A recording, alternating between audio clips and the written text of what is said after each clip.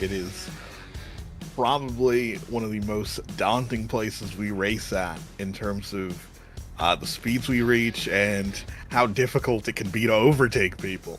You know, it most certainly can. So we were muted, Ryan, so I didn't get a chance to introduce you.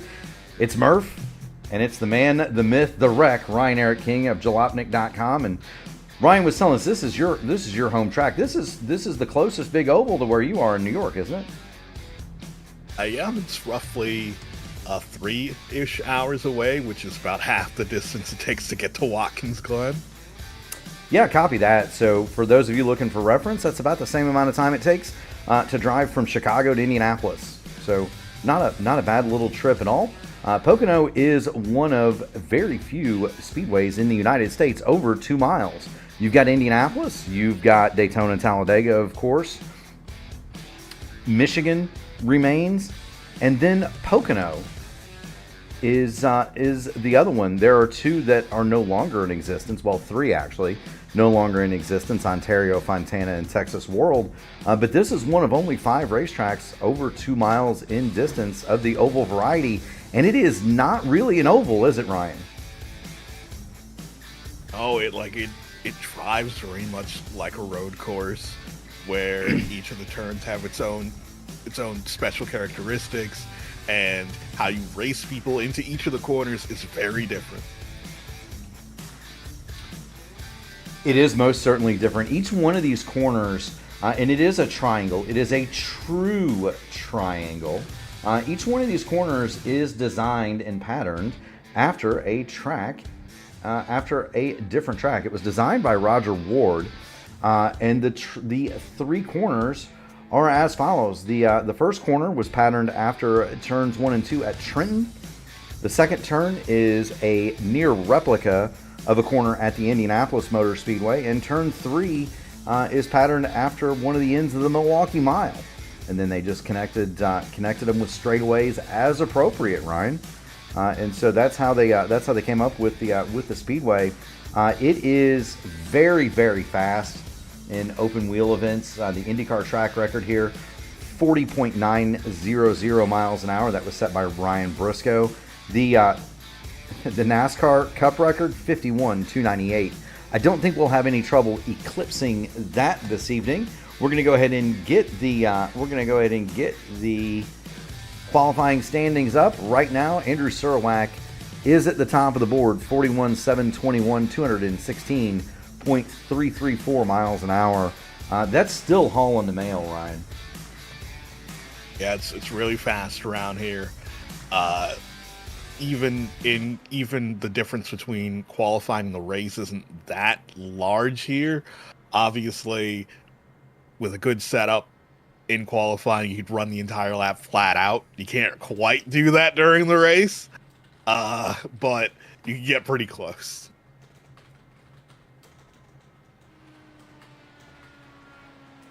You know, you do. This is one of those tracks where, as Ryan said it, it's definitely one of those places, one of those tracks that is faster in race conditions than it is in qualifying. And let's hop on board with one of our drivers. Let's get on board with Craig Forsyth here. We'll get on the nose as Craig hauls off into turn number 1. There we go. Now, as you go into turn number 1 here, you are absolutely flat out. The front straightaway takes seems like forever. You're 220 miles an hour going in there, and it's a big, wide, arcing corner, Ryan. Go down the Long Pond straightaway. Again, you're going to touch 220 miles an hour. You do not lift here. Turn 2. You don't lift in turn 2 under any circumstances. Like, ideally, you always enter that turn by yourself. Like, it is during races, it is worst case scenario, you enter turn 2 side by side with somebody. It is indeed. Here goes Jeff Hysong. He has not completed a lap as Mason Mitchum goes to the top of the board. Hysong brings his car down the pit lane, and he will park it with 3 seconds left in qualifying. And Ryan, that means Jeff Hysong isn't going to get a lap. Oh, that is unfortunate. It is most certainly unfortunate. But the fortunate thing is we've got ourselves a starting grid here at Pocono for the Horizon IndyCar Series. On that pole position, it is Mason Mitchum, 217.4707 miles an hour.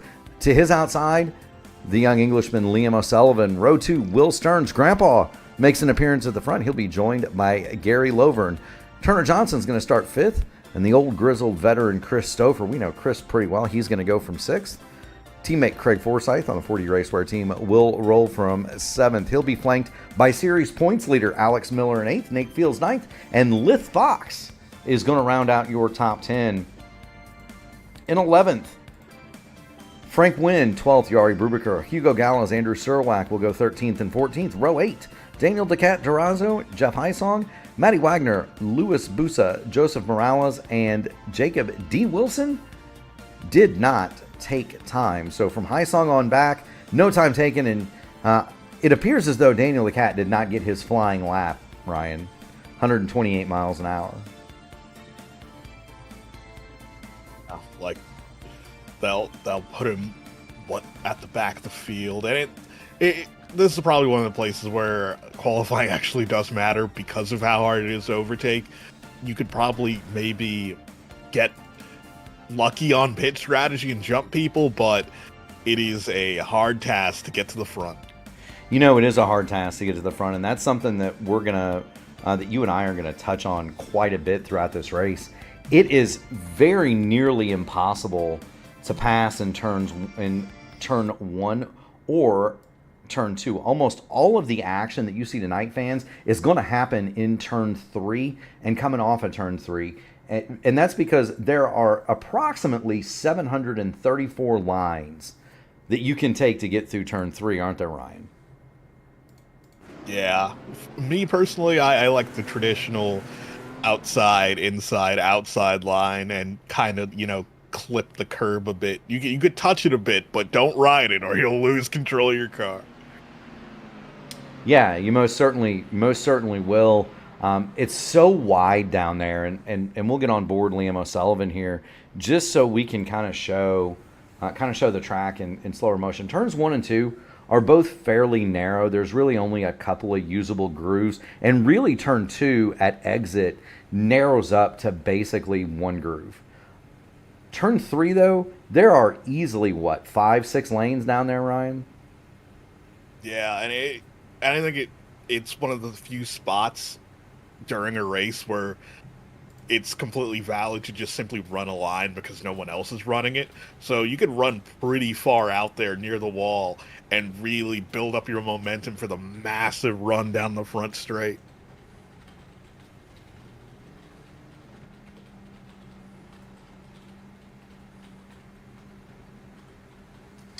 Yeah, you're absolutely right there, Ryan. We're going down the straightaway that connects turns 2 and 3. Everybody knows the Long Pond straightaway between 1 and 2. What's the name of the straight between 2 and 3, Ryan? I can never remember that. I don't remember. I think it's the office straight. I'm not 100% sure about that because the ticket office is actually right outside the wall between 2 and 3. Well, I'll tell you what, we're going to figure that out. But right now, we're going to go racing. Barney has the green flag in hand. We are underway here at Pocono. Mason Mitchum streaks away from Liam O'Sullivan and Will Stearns as we head down that long, undulating and bumpy front straightaway, and already 3-4 wide as they head down into turn 1. You see the field using the entire width of the track.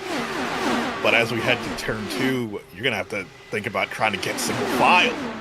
Yeah, I don't see how they're not all over each other and pounding down the wall over there. They went 3 wide through that tunnel turn. Everybody gets sorted out. Gary Lovern, Mason Mitchum in the middle of that mess. They've got Alex Miller in the 49. There's Lith Fox in the 47, the blue and white car. He's alongside Turner Johnson, and those guys need to get sorted out here, Ryan, because they're not going to make it. They're not going to make it if they keep doing what they're doing. Yeah, not at all. because you could do that early on because we're going slightly slower. The tires are not up to temperature yet. You have probably a bit more grip at that speed. Most certainly so. Now, the draft here is extremely powerful, Ryan. It's also one of those situations where it is very much a handling track. Once you get some heat in these tires, they don't wear, but they do get hot. And when they get hot, it is very, very, very hard to drive this car through, especially through turn one. So it's one of those things, Ryan, where it feels like, and again, it feels like you can draft pretty easily, but again, very difficult to make that pass. Yeah, where you get up to someone's attenuator, but you really need a bigger overlap, a bigger delta to get by them. Most certainly so. By the way, the only parts of the track that are named are the long pond straightaway between 1 and 2 and the tunnel turn, which is turn 2. There is no name for the straightaway between turns 2 and 3. Now, my good friend and fellow Indy Alliance Racing team member, Chris Wilhite, will debate you, Ryan. He will tell you this track has 5 turns. I've seen multiple theories about the actual number of corners. Do want to welcome David Warmuth to the chat. He says he is also a fan of Pocono. Said the tickets are cheap. They let him bring his own beer. Man, they let us bring our own beer at Indianapolis too. Although they don't. It's not cheap to go to the 500 anymore. But they do still let you bring your own beer in Indianapolis. One of the few venues, auto racing, sporting, or otherwise, that'll let you still do that, Ryan. Pocono is another one. I take it? Yeah. It's very much a college sports atmosphere, so to speak. It has not been tainted by modern commercialism. There is nothing that isn't commercialized about the Indianapolis 500, but I think that the reason that Indy they still let us bring our own supplies is more of the fact that there's not enough of a facility there to hold all that we would consume if it was otherwise. I think I read a study once where they said that there is enough beer. This doesn't include the hard liquor or anything else, Ryan. That there was enough beer consumed at the Indianapolis 500 to fill up the Rose Bowl by volume. My God. Which is fair, because that thing for Indiana is like, it's like what? Christmas, New Year's, Easter, the 4th of July, Mardi Gras, and Labor Day all rolled into one, man. I think in terms of attendance, it would be all 4 of the New Year's Day College Bowl games rolled into one. It'd still be more than that. It's such an amazing event. If you ever want to understand how many people go to the Indianapolis 500, and I'm sorry we're at Pocono talking about Indy, the Speedway holds about 330,000 people now if you include the infield. So roughly the population of Cincinnati, Ohio, which is a major league city, right? NFL and MLB teams. We've got caution on the Speedway. Louis Busa, Nate Fields goes for a wild tumble. And we are under caution here at Pocono. Huge impact for Nate Fields. Ryan, we got too comfortable talking about other stuff. And a massive crash. There are other cars involved. That's Frank Wynn. They are 3 wide back here in the back. And that is never a good idea here at Pocono, especially when you're coming down toward the tunnel turn, Ryan. Yeah. Well, it was towards turn 3. We talked about how there are multiple. We talked about how there are multiple different lines in turn 3, and one of the easy ways to end your day early is to just simply end up in the same spot as someone else because you're just on 2 converging lines. You know, that's very true, and that's exactly what happens here. Nate Fields is on the bottom. He runs up the track, and he's going to make contact with the City Chevrolet car there. I believe It's numbered 8, but I can't tell who that is. Anyway, the City Chevrolet car gets, turns it sideways. That's got to be Louis Busa. Or is it Jeff? No, that's Louis Busa that he makes contact. It's Busa he makes contact with, and then poor Jeff Highsong just nowhere to go. We're gonna watch this. We're gonna show it, Ryan. Let's show this from Highsong's perspective, and this is how quick it changes. Watch the black and the yellow and green car in front. The track closes. They're on top of each other. Frank Wynn gets a piece of it, and Jeff Highsong up and over and around he goes. You got to hope if Jeff had the VR on, he's got the eyes closed right there, and he gets the shower of sparks going down the front straightaway. Meanwhile, let's have a look at this from Nate Fields, and we can do this at Pocono because there is a lot of time under caution. There's the dirty air, Ryan, up into Louis Busa III. Around goes Busa, and watch this. And that is sky and fence and sky, and you get the idea. That is a wild ride for Nate Fields. Same for Louis Busa. We'll go on board with him. And there's no warning of this for Busa. He's not doing anything wrong. He's trying to shoot the gap, that clean air in between Jari Brubaker and Andrew Surlak in front of him. He's trying to shoot that gap. And it winds up that Nate Fields just misjudged how much the car was going to push. And boom, into the wall goes Busa and Fields, Highsong, and innocent bystander. And I believe Frankie Wynn got a piece of that too.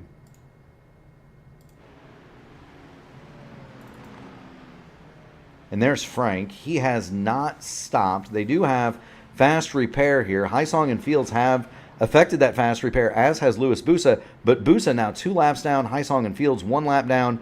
Frank Wynn has stopped. He did not take the fast repair. Others stopping, well, pretty much the whole field, with the exception of Jari Brubaker and Joseph Morales. Now, it is a 115-lap race here, Ryan. What are there any fuel restrictions this evening? Let's see. I'm still getting used to the new UI. Yeah, for sure. And that's something that we're all getting used to. iRacing, for the first time in a long time, just for the fans who don't know or only tune in for this series in particular, updated their user interface, not just in sim in general. That update's been around for a couple of years, but they updated it in game or in sim in session, which that has not been updated since I've been a part of iRacing, and my account's about 6 years old. So if yeah, I don't know that it's been updated in longer than that. Yeah, it's been at least a decade, I recall, and it's definitely. I like the look of it. It'll take a bit of time to get used to, and today we're running on 90% fuel. Yeah, so that would put the fuel window at roughly 32, 33 laps at the outside. Usually you can get 35, 36 here, right? So, call it 30 laps full gas, maybe 33 if you save. Brubaker and O'Sullivan, Jari Brubaker is staying out. Joseph Morales, Hugo Gallas, and Craig Forsyth hit pit road to top it up one more time. Now, that does not surprise me. It does not surprise me at all. Does not surprise me at all, Ryan, that Craig Forsyth would come in and top up the fuel. I think Craig's looking at that, and he's adding some numbers and thinking, man, I might be able to do this in 2 stops. We'll see. Yeah, like it'll add a bit of a spice to the fuel strategy. It most certainly will. The green flag is back out. Barney's got it in the air. Jari Brubaker hits the loud button, and away we go. And we're going to show you from the drone just how long this front straightaway is. And the other thing you can see, and this is so detailed, Ryan, you can see the chassis bounce up and down as they go through the corners here. especially down that front straightaway. Yeah, This place is very bumpy. yeah, it's a rough ride. Even though they repaved this place for IndyCar's return here, but it wasn't buttery smooth. You know, it wasn't, but well, that was the reason that Indy cars left. This track was originally built, ladies and gentlemen, specifically for Indy cars. Was the original intent of the speedway. By the late 19, it had never been repaved. It was opened in the 1960s, but it was never repaved. And by the time it got to the mid to late 1980s, this track was it was worn out, Ryan. If you go back and watch, and there's footage of the 1989 Pocono IndyCar race available on YouTube, you can go back and watch that race. It is incredible how much those cars traveled suspension wise. And back in those times, they actually, you know, they had the huge underwings and the side skirts. Those cars needed to be sealed to the ground in order to work effectively. And so it's really odd to see them bouncing up and down on the straightaways. But they had to leave just simply because the speedway no longer could support their presence because the Mattiolis wouldn't pave it. And so IndyCar stayed away for, golly, 20 years or more, nearly 30 years, came back. They repaved it. There were some unfortunate incidents here. Justin Wilson, tragically lost his life. That wasn't the fault of the track. That could have really happened anywhere. But, Justin Wilson lost his life. There was the horrific accident with Robert Wickens. And so the decision was made to no longer come here. I also don't think it drew as well as what they were hoping, Ryan.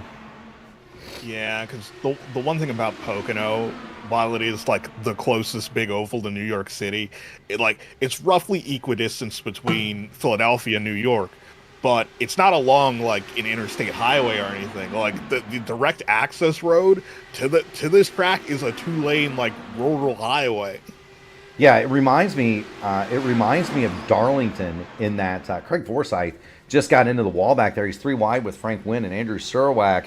Craig Forsyth had been coming forward, and he just, I believe, touched the outside wall in turn 3. Let's have another look at it for Craig Forsyth, and I believe you're going to see him just kind of white walls him, Ryan. I don't think that did any damage, but Craig is going to want to simmer down here for a lap or two and make sure he's got all the parts and pieces in the right place. David says the camping there is incredible. I have not. The only track I've ever camped at is Road America, but I would imagine it very much could be a similar to Road America vibe. Just looking out on a map, there's not much there. So you're there, you get your camper there, and you party for 3 days. Yeah, they shut down the infield road course, obviously, and like that, those are the campgrounds. And because of that, like the actual spaces, like the lots they assigned for camping, are just huge. I bet it's on the list of things to do. I keep saying I want to wait until IndyCars come back here. We're having a look at this battle that is Alex Miller in the Rainbow car in front of Mason Mitchum, then Lith Fox, and then Gary Lovern. So we're watching 5th, 6th, 7th, and 8th.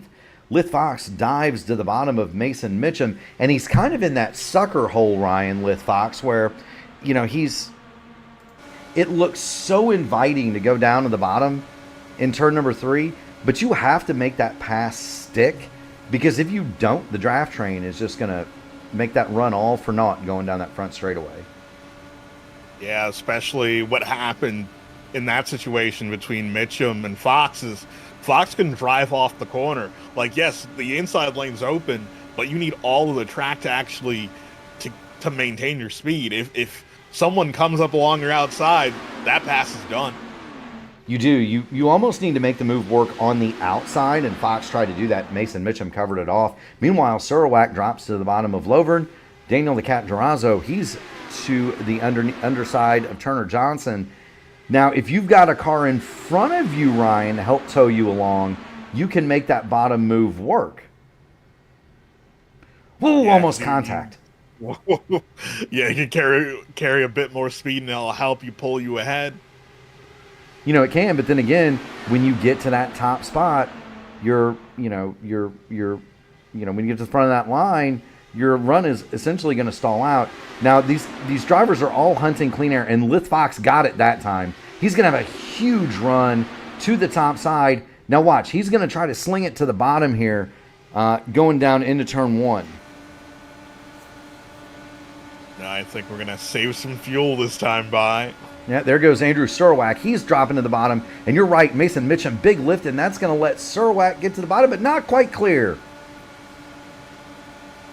Yeah, because of how long this front straight is, you can get to a really high speed and just lift and just pretty much just stay in whatever position you are.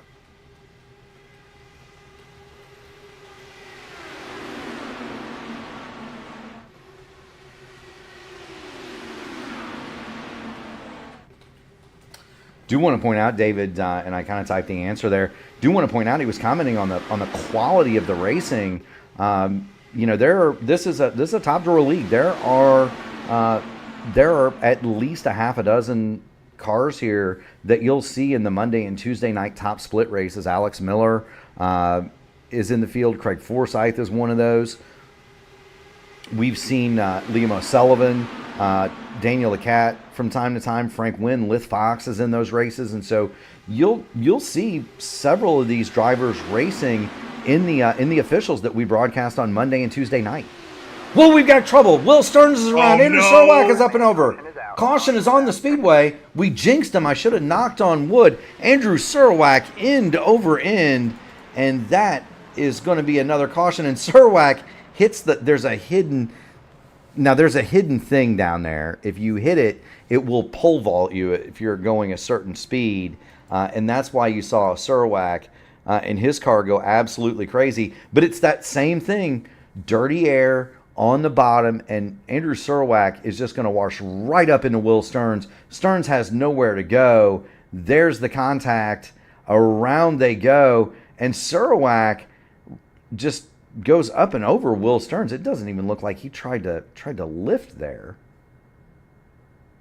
Yeah, just ramped up his side pod. Yeah, he did. He got to him, and then he couldn't get off. And then watch here's the invisible pole that I was talking about. It's right down there. There's like an invisible blade of grass or something. And if you hit it just right, it'll launch you like that. So caution is on the speedway one more time for an accident involving Andrew Surwack and Will Stearns.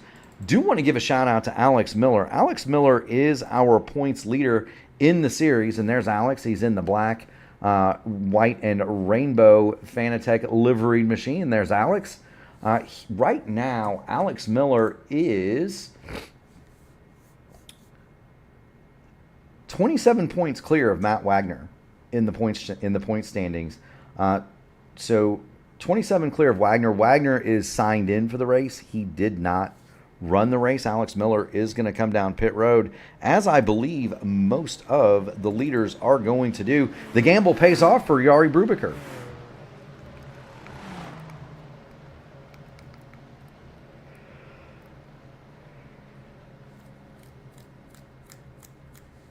There we go. Everybody has made it to their pit stalls. Brubaker out. He's going to get raced off of pit road by Chris Stouffer. Liam O'Sullivan wins that race off of pit road. And I don't know, did Stouffer nip Jari Brubaker at the line to restart second? Yeah, it looks a bit too close to call. Let's go back and see if we can. Let's go back and see if we can see it here. Here we come off of pit road. It's hard to get a good angle, Ryan. And I appreciate the fans sticking with us while we try to see if there's an angle that we can. Here we go. I think Jari might have just inched ahead at the line, Ryan, but that was awfully close here at Pocono at the end of the pit lane. Liam O'Sullivan is your leader. He wins the race off the pit lane. Yari Brubaker is second, Christopher third, Alex Miller and Daniel the Cat Durazo fourth and fifth. Lith Fox, Mason Mitchum, Craig Forsyth, Frank Wynn, and Gary Lovern round out your top 10. Turner Johnson, Hugo Galez, Will Stearns back on the lead lap for Grandpa, Joseph Morales and Jeff Hysong, as well as Nate Fields. They are all back on the lead lap. Surwak 1 lap down, Busa 1 lap down.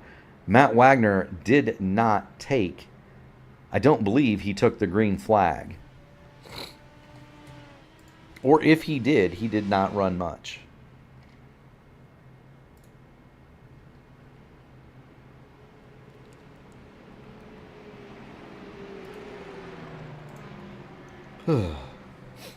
So Ryan, what are some of the fun? You're obviously a member of the press. Are there any like fun quirks about Pocono that you can tell us?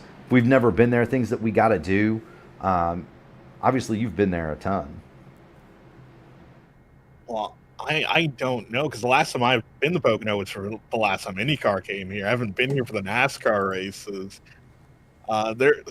It's hard to say. Like, I don't want to disparage the area, but there's not much to do in the Pocono Mountains. Of course, it's famous for being like a summer retreat area. So there's like, it's mainly camping and water parks and stuff like that. But they're not like restaurants you should go out and go see or anything like that.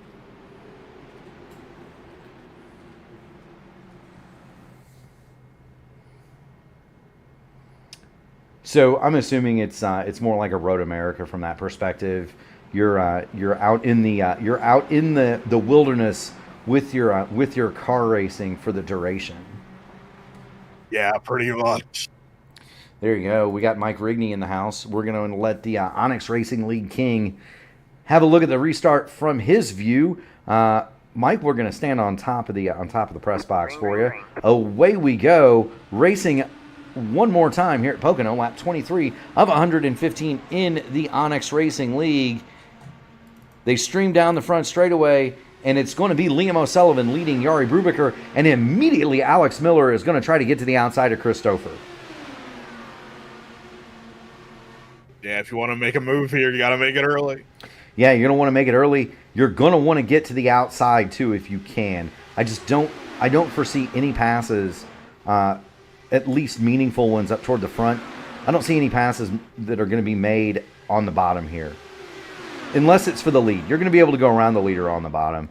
But if you're back in the pack, it's just so difficult to pass on that bottom side.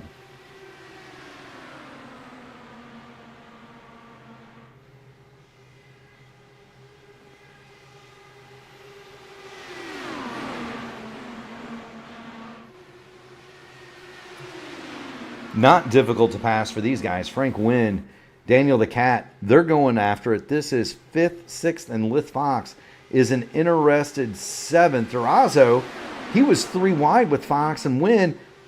He drops back. He pulled up on the rear wing of Alex Miller, catches some dirty air. Now he's going to drop back and be passed by both. Craig Forsyth has driven his machine back up toward the front. Now Craig was involved in some contact earlier. Ryan, it's worth noting that Craig Forsyth did not take his fast repair. So he remains on the speedway and with his fast repair. And that's kind of a huge deal to not have used it. Yeah, because it could become valuable later on, whether it be to just stay in the race after an incident, or maybe he has contact with somebody and he gets floor damage, because it would be the only way to repair it. Yeah, so that's something that's worth talking about, is the damage model on this car. We are more or less everybody single file, straightened up and running in line. There's your front four: Brubaker, O'Sullivan, Stouffer, and Miller. There are things that you can fix on these cars, and there are things that you cannot. So, for example, if there's damage to the floor, which is that black piece that you see around and under the side pods, if there's any damage to that, you can't fix it, no matter how many pit stops you make. Now, there are people that will tell you, and I'm a believer in this, that the damage will self-heal over a period of time, Ryan. It'll never be 100%, but it'll go from 97 to 97.5, right, over the course of the race. So there are people that will tell you it'll do that, but it will not repair floor damage. It will not repair. It won't make the body fit perfect. Like it'll replace for example, the side pod cover, right, or the bodywork around it. But it's not going to be the fitted bodywork. So instead of being 100%, there's going to be an extra, 5 pounds of drag at it or whatever it is. Which, it doesn't sound like a lot, but these cars are so optimized to get to this speed. I mean, you got to think, Ryan, we're doing greater speeds. Whoa, big crash in the back. Turner Johnson, Gary Lovern. And that's Gary Lovern stuck in the fence, and he's wiggling like a fish. Big impact. My goodness gracious. And that's two teammates. Okay, so Andrew Surwack gets into Mason Mitchum, and Gary Lovern almost leaves the ballpark. We'll show it from one more angle.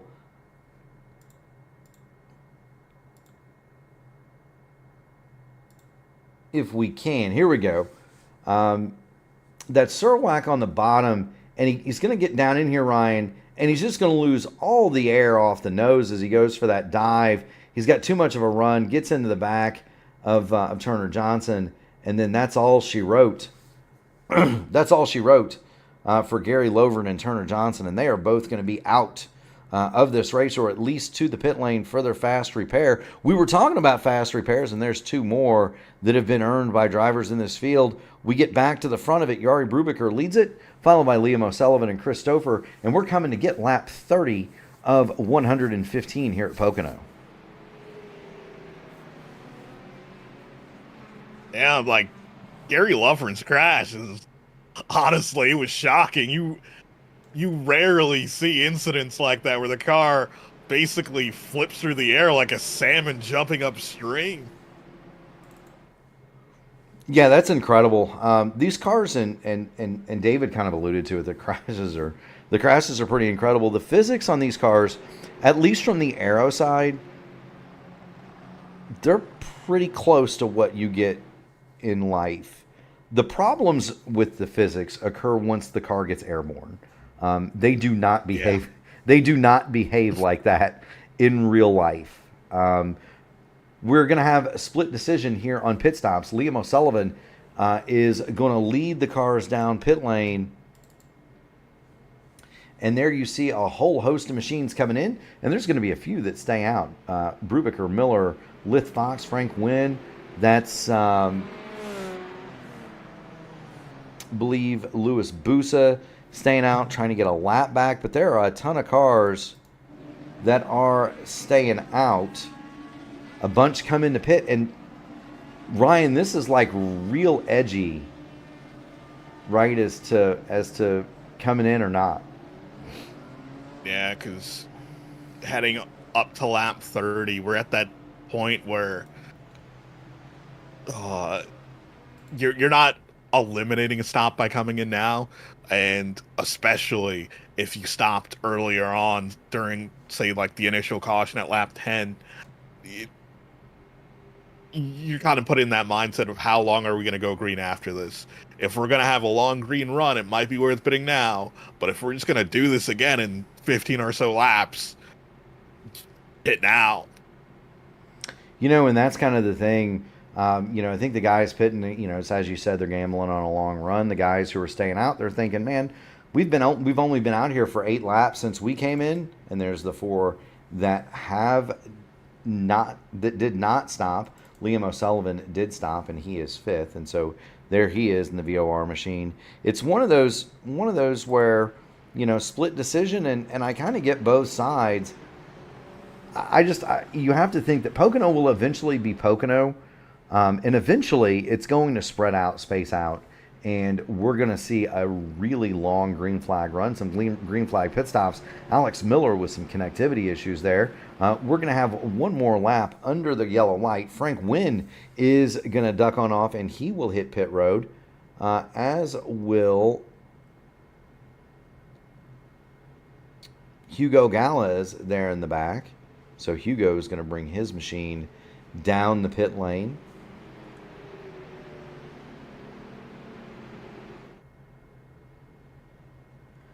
But Ryan, I gotta think, it's an argument can be made for both here, I think. Yeah.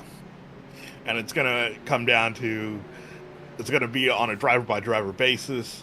If they pitted earlier, how they feel about the pace of their car, how they feel about driving in traffic, because we're going to get another one of those scenarios at the restart where we're all in a big pack again. Well, and this is something that you don't see. This is something that you don't see very often, Ryan, in an official race. Because in officials, there are no fast repairs. And so you hit the fence, you're done. Here in the Horizon IndyCar Series, they do get the one fast repair. And so you've got 6 cars by my count that have used that, 7 cars that have used that. If this were an official race or, say an Indy Elite or Warriors for Peace Elite Series race, something like that, we'd be down to 12 cars right now. Looking off the back of the pace car, this is one of my favorite. This is one of my favorite shots.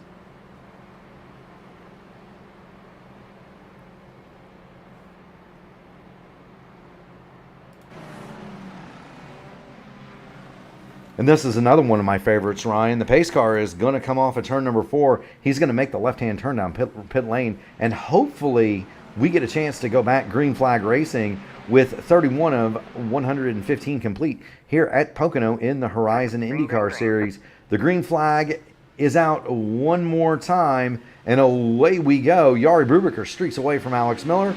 Lithfox third. Liam O'Sullivan, the first car that pitted, is fourth. Maybe not. Well, maybe he is. Matt Wagner has returned to the racing surface. He is 16 laps down. He is the number 6 machine. Surwack is also in the mix. Andrew Surwack is up there racing to get his lap back.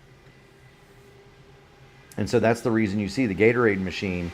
But he and Wagner may be working together here to see if they can each get laps back, Ryan.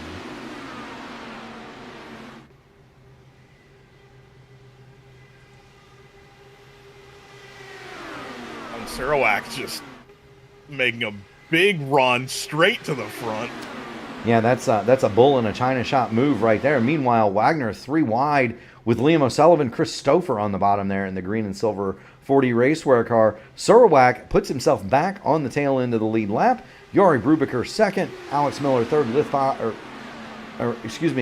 Alex Miller second, Lithfox third. Now this is what Jari and Alex Miller and Lithfox want to see. They want to see Andrew Surwack in front of them because it's free fuel for them to save.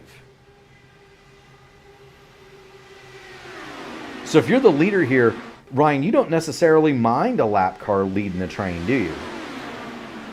No, not at all. It's one of the rare circumstances where you get the lead and save fuel. Yeah, and so why not? Why not? Let Andrew Surwack, he's got it turned all the way up. You just sit there and save a boatload of gas. And Brubaker, Miller, and Fox, they need to save that fuel because they're 8 laps more than the cars behind him. Now, the guys behind him are saying, lead, Andrew, lead, because that just means that they can stay out longer. To answer the question, yes, David, this is a fixed setup race. It is a custom fixed set, though. These are done, I believe, by Andrew Surwack, along with league owner Matt Wagner. So it's not the iRacing fixed setup. These are custom done, but they are fixed. And for anybody at home that doesn't know, in iRacing you have fixed setup races, which is everybody gets the same setup, and you have open setups where you can tinker with anything as long as it'll pass inspection.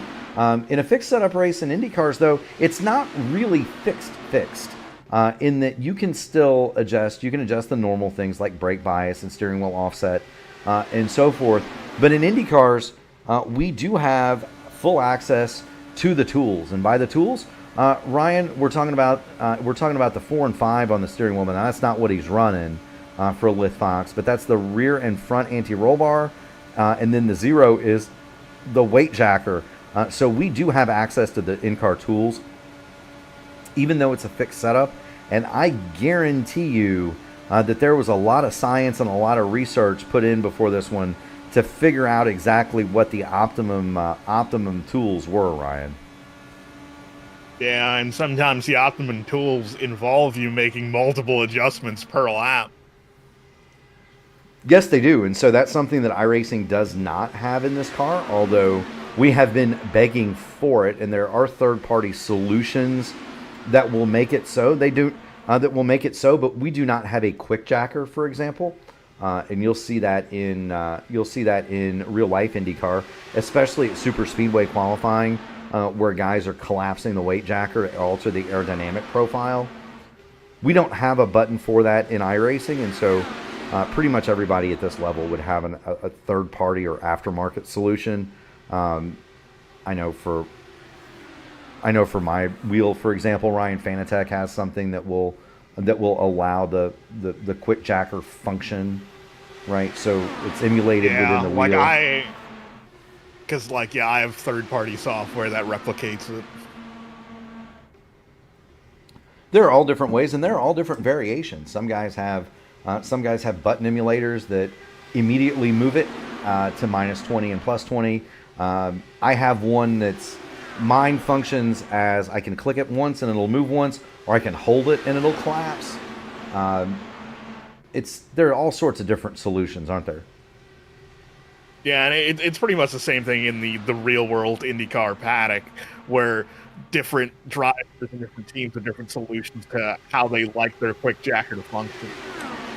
They most certainly do, but we don't have access to a quick jacker, and that's probably the one glaring thing. Most everybody in this field is going to have a third-party solution for that, but you want to absolutely work with the telemetry to try to figure out what the optimum tools are.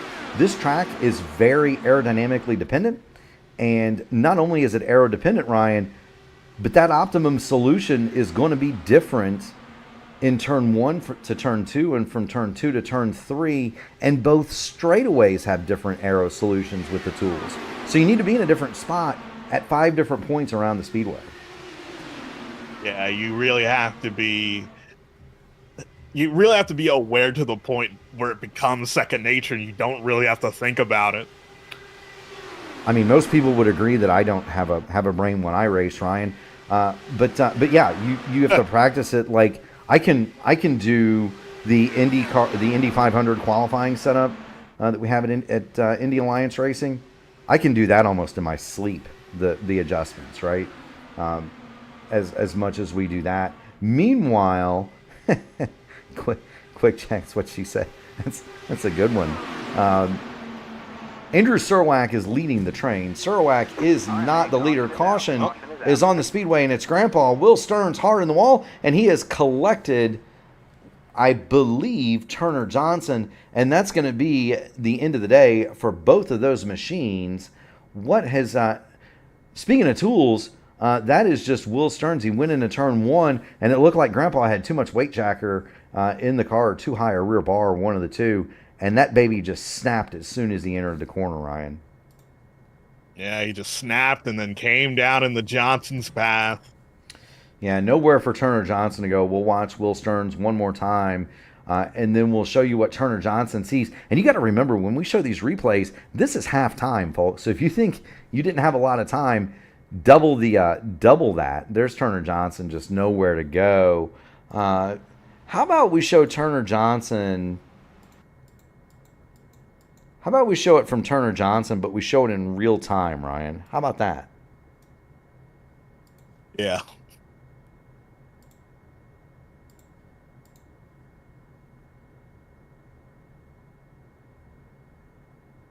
Oh, let's see.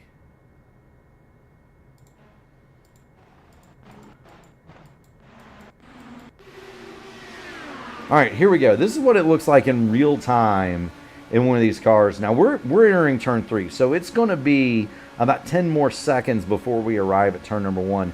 This is what 220 miles an hour looks like. Don't try to count the fence post, Ryan. Yeah, and it feels like an eternity going down the front straight, even though you're going 220. Yeah, but there it is. That is all the quicker that accident happened, and a tough break for Turner Johnson and Will Stearns. Both of them are going to be out of the Pocono race here in the Horizon IndyCar Series. We are at lap 42 of 115. The lights are on the pace car. Jari Brubaker is the leader. Alex Miller, Lith Fox, second and third. They're going to peel it down the pit lane, and I think that they're going to have everybody come with them, Ryan. Yeah, it's pretty much the point where you have to pit. Like there's no point to staying out unless you need a lap back. Jeff Heisong is going to be the one automobile that does stay on the racing surface, and so Heisong is going to stay out. Everybody else comes to the pit road.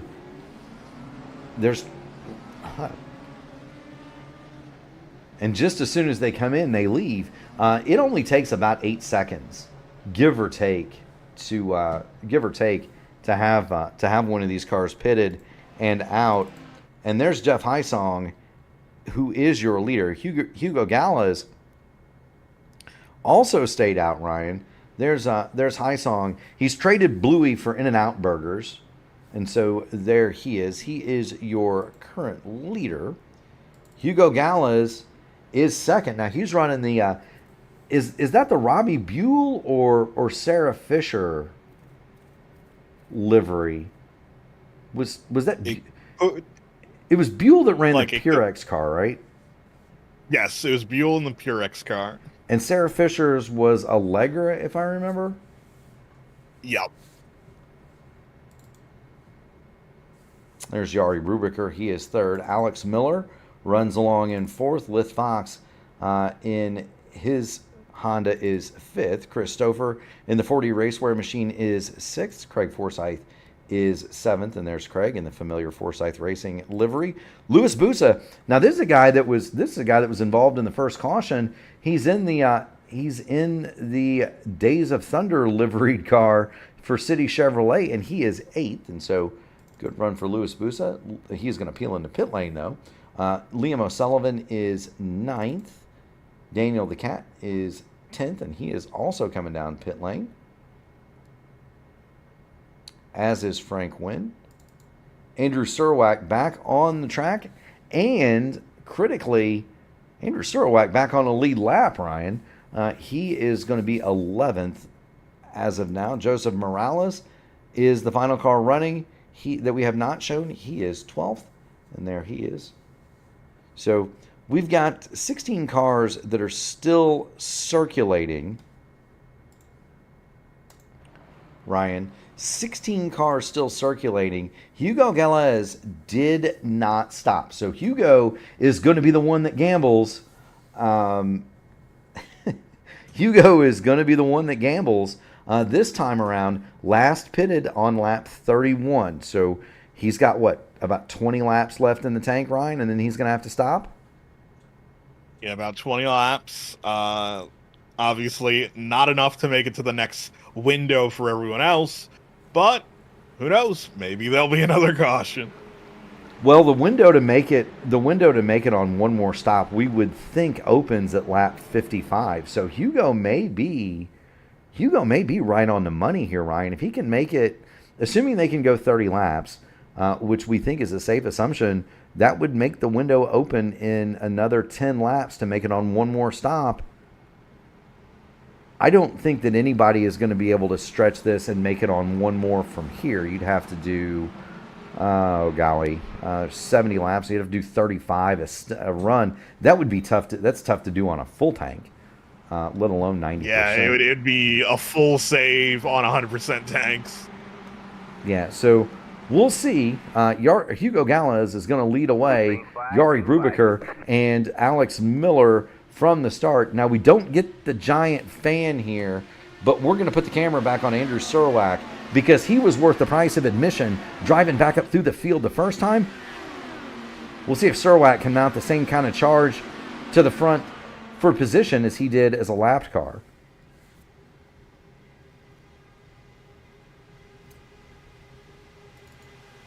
And while we look at Surwatt, Christopher, he's going to move to the bottom. Now there's an experienced man. Christopher is on the bottom, and he is even with Alex Miller. He's drawing ahead of Miller, and he is going to try to get past Miller. He'll pull up next to Jari Brubaker going through turn number 3, but he's down in that sucker hole, Ryan. Just can't quite get it done. Brubaker is going to go for the lead on Hugo Gallas. Stouffer appears as though he's going to tuck back up in line. Nope, he's going to dive to the bottom of Hugo as well, going into turn 1. Oh, man, we have a mini pack, if you will, going for the lead right now. We most certainly do. There are 7 cars up there, led by Jari Brubaker and bookended with Lith Fox and Craig Forsyth, and they are absolutely going for it. Lith Fox nearly hits the wall coming out of the tunnel turn.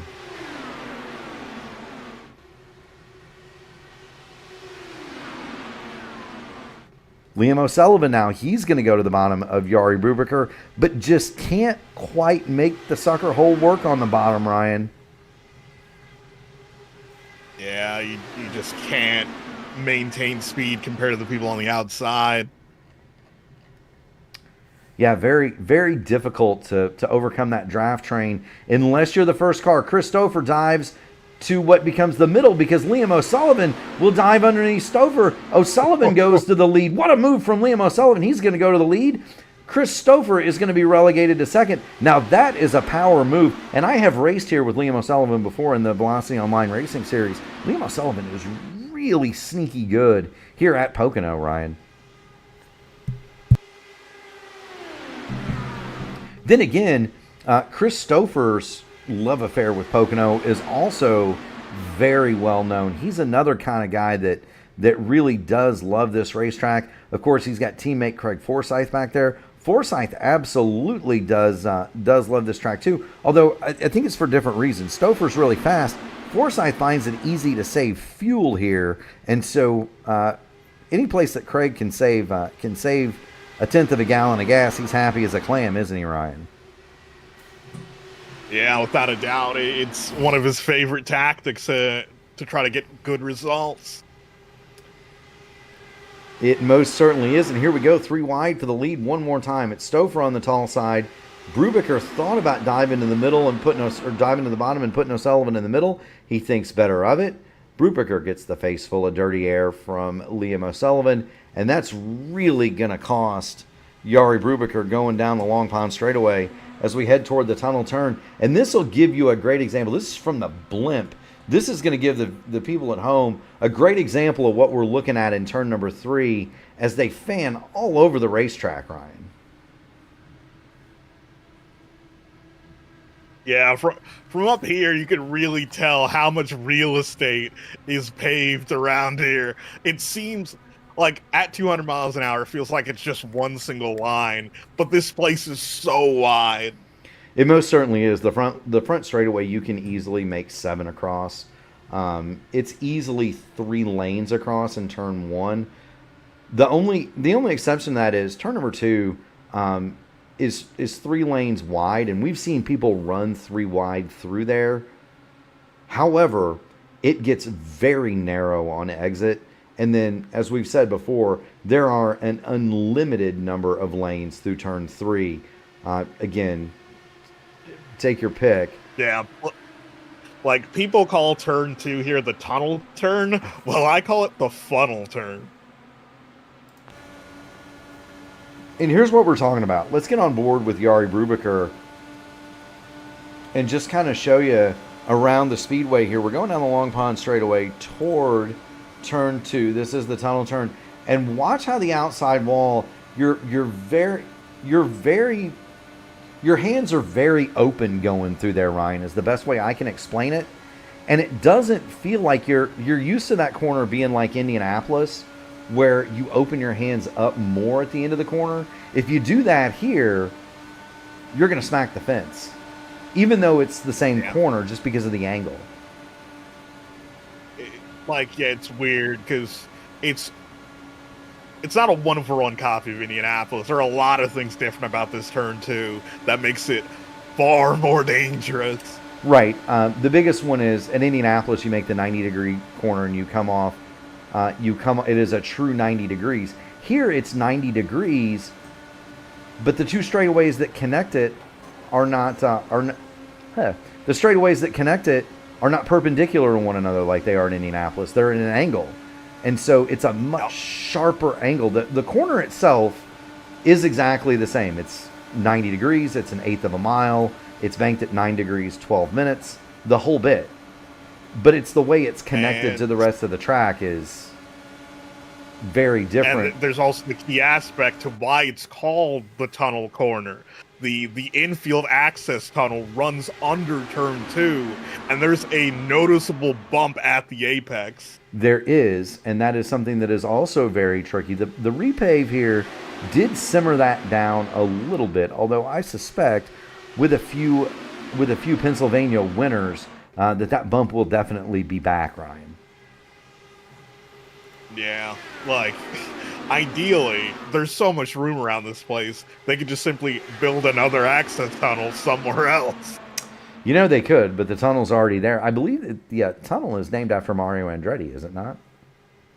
Yes, it is. I believe. Now, Andretti is a Pennsylvania, I don't want to say Pennsylvania native, because he's a native, he is a native of Italy, although a naturalized American citizen. He makes his home in Nazareth, Pennsylvania, which is in the western half of the state, correct? Yes. No, it's in the eastern part of the the state, the northeastern part of the state. It's like, strangely, IndyCar is deeply Pennsylvanian. Roger Penske, Mario Andretti, Chip Ganassi, they're all Pennsylvanians. They are all Pennsylvanians. Ganassi is the western Pennsylvanian. That's the one that I was thinking of. The Ganassis made their wealth in Pittsburgh, correct? Yep. So I know it. Well, and no surprise that one of their lead sponsors is PNC, which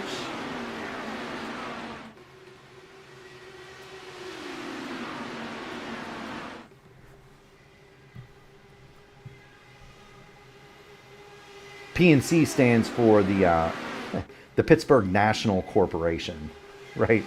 And so yeah, that's what it stands for.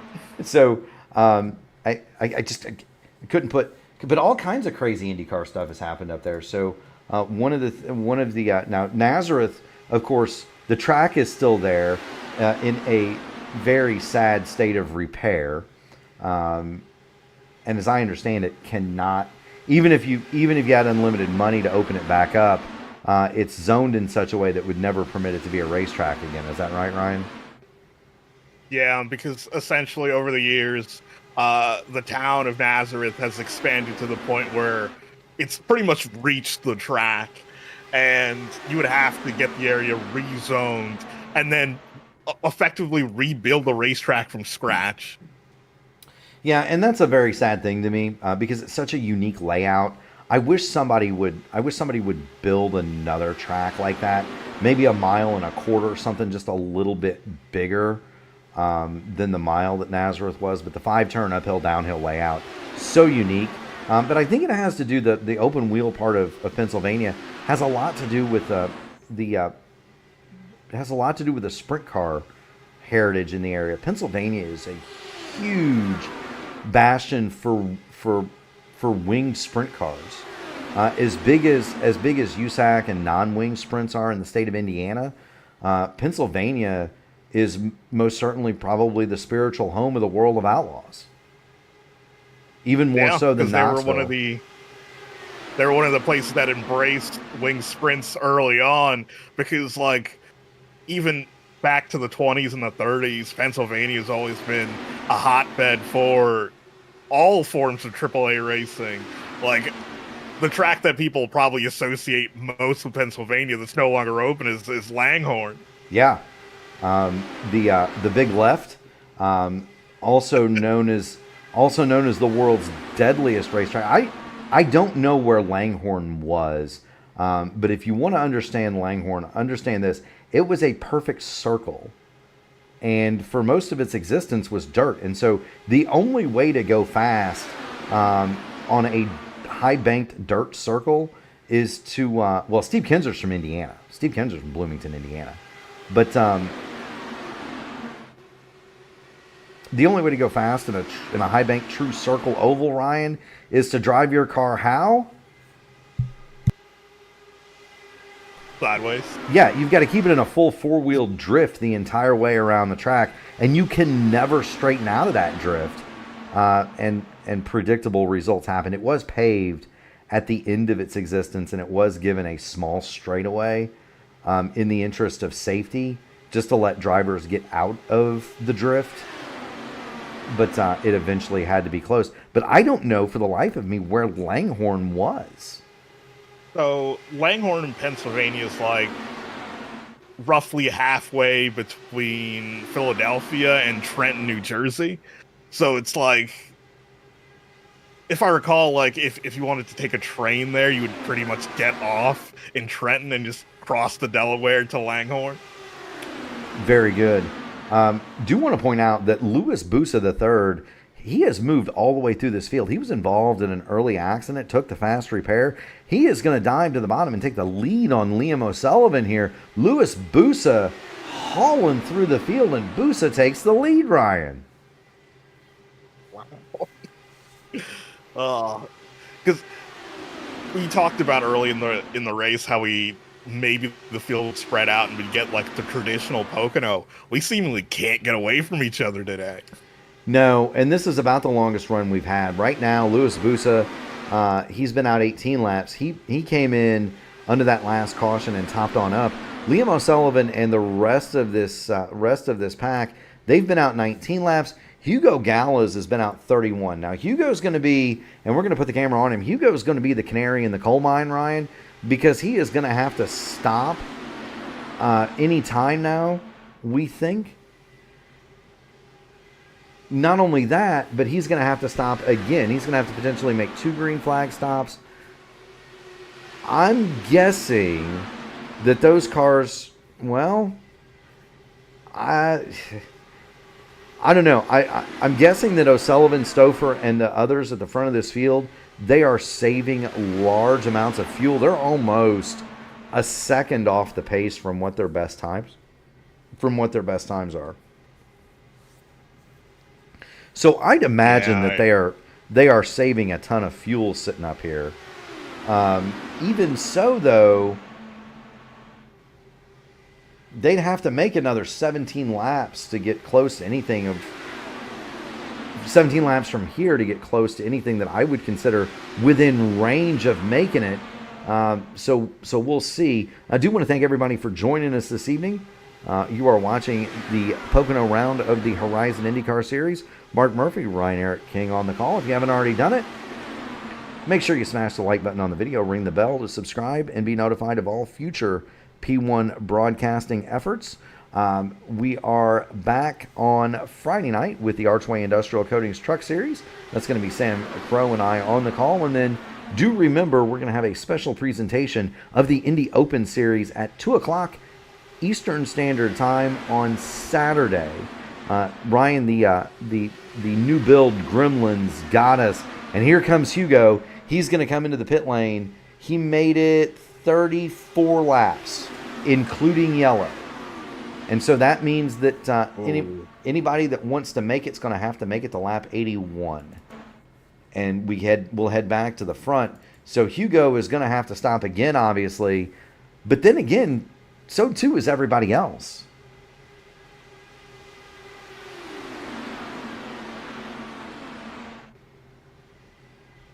Yeah, I think we're going to start slowly getting everyone in. I think we're going to need 2 more stops to make it.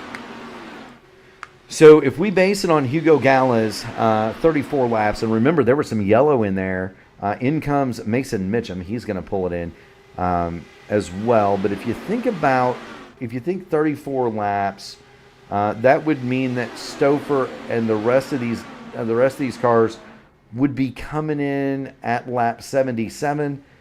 That means they'd have to make it 38. I can't see them making 38 laps. They would need yellow. And David,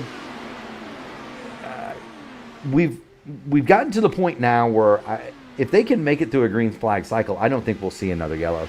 They'll get pretty spread out.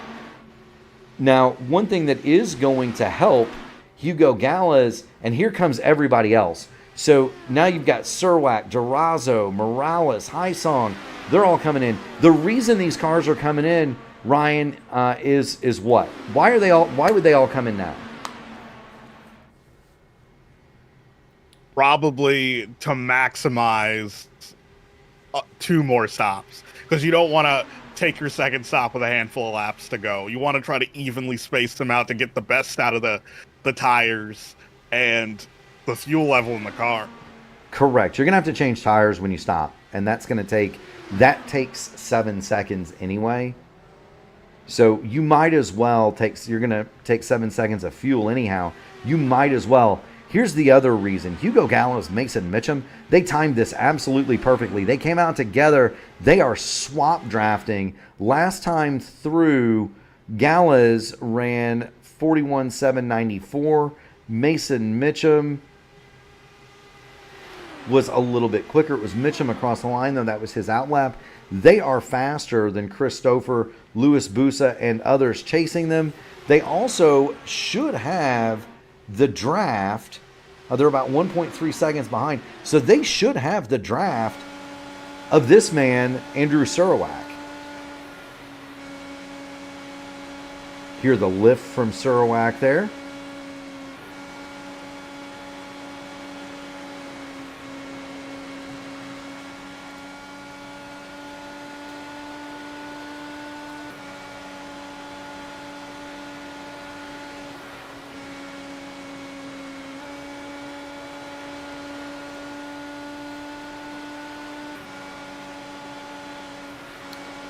And you can visibly see Gallas reeling in Surwack. That was a 1.3 second gap, Ryan. It's now down to half a second. They are coming, but these guys are catching the leaders. That's Daniel Lecat Durazo. He's working with Matt Wagner. Wagner is running in 17th, 15, 16 laps down. Now, here's the thing about Wagner and Durazo. Those are 2 teammates over there at Track Rocket Racing. And so Wagner is more than happy to burn his fuel and help out Daniel.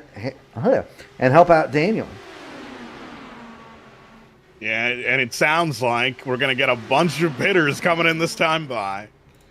Yes, we are. So with 45 laps left, Chris Stouffer, Craig Forsyth, Lith Fox, Yari Brubaker, they're all going to peel down to the pit lane, and that is going to leave Louis Busa and Alex Miller in the lead. Now, these two need to get to swapping because Daniel the Cat and Matty Wagner are faster than they are. They are catching them.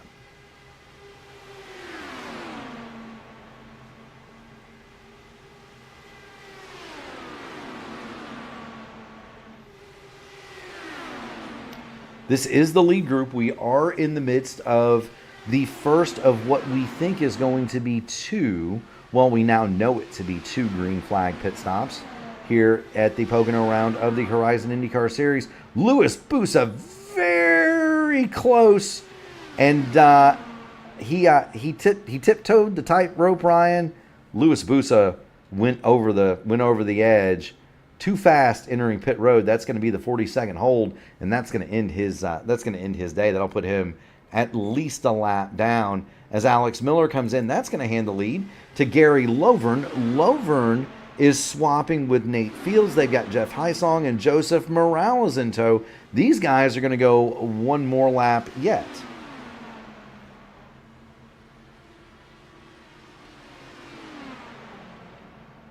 And here comes Nate Fields. Here comes Gary Lovern. Here comes Joseph Morales. That leaves just Heisong. Now, here's the deal for Heisong. If you're Heisong and you've been out 29 laps here, Ryan, at this point, have you made your bed and just run it dry? Yeah, at this point, run it dry. Like, you know, you might as well. You might as well. And here's what Song is hoping for. He should have about 4 or 5 more laps of fuel in the tank, Ryan. I think he's hoping to go. Well, there he comes into the pit lane. I was going to say, and right at 30 laps, that's going to hand the lead to Craig Forsyth, who comes out right behind. Louis Busa comes out in front of him. Busa is going to go 1 lap down. But here's your race for the lead. And no surprise that on the pit stop cycle, it's the experienced drivers, Stouffer, Forsyth, Miller, Fox, and O'Sullivan, that head the train. They were able to get on and off pit road quickest. They're going to have the lead.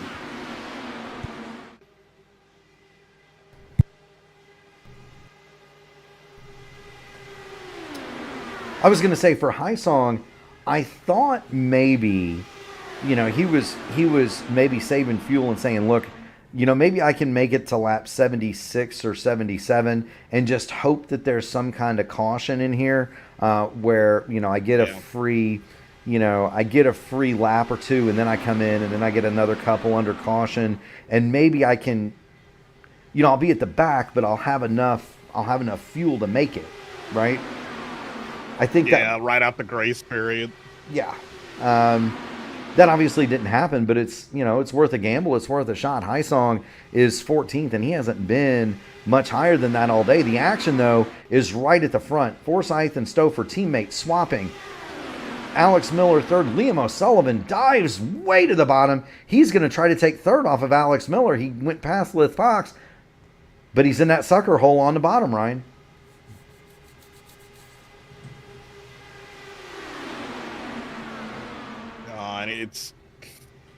We're still far away off from the real ending of this race, but it feels like we're driving like every lap could be the last lap.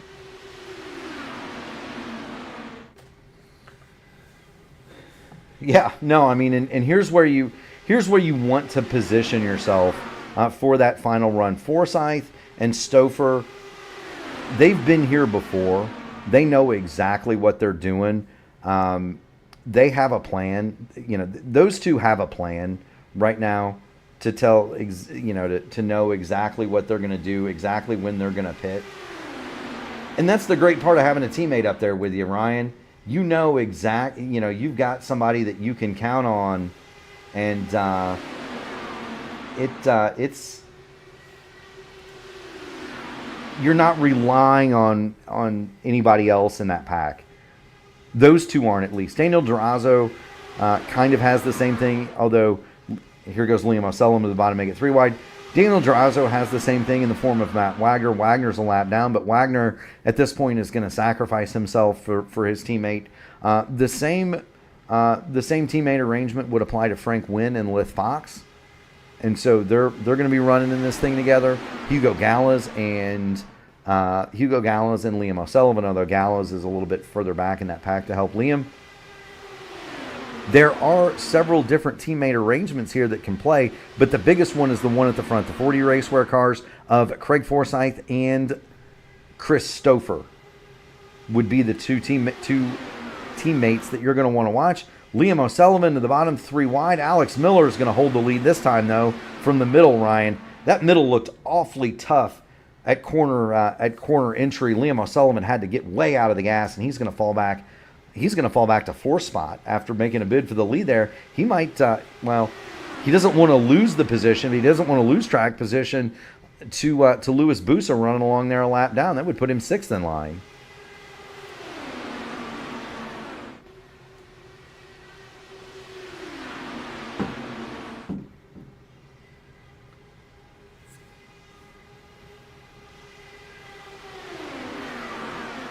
Now, Ryan, I made the joke. David Warman said that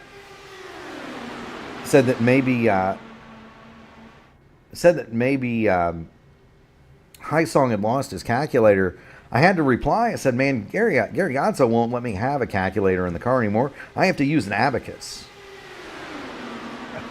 Yeah, we got to be sliding over the beads on the rail while we're pulling 3G in the corner.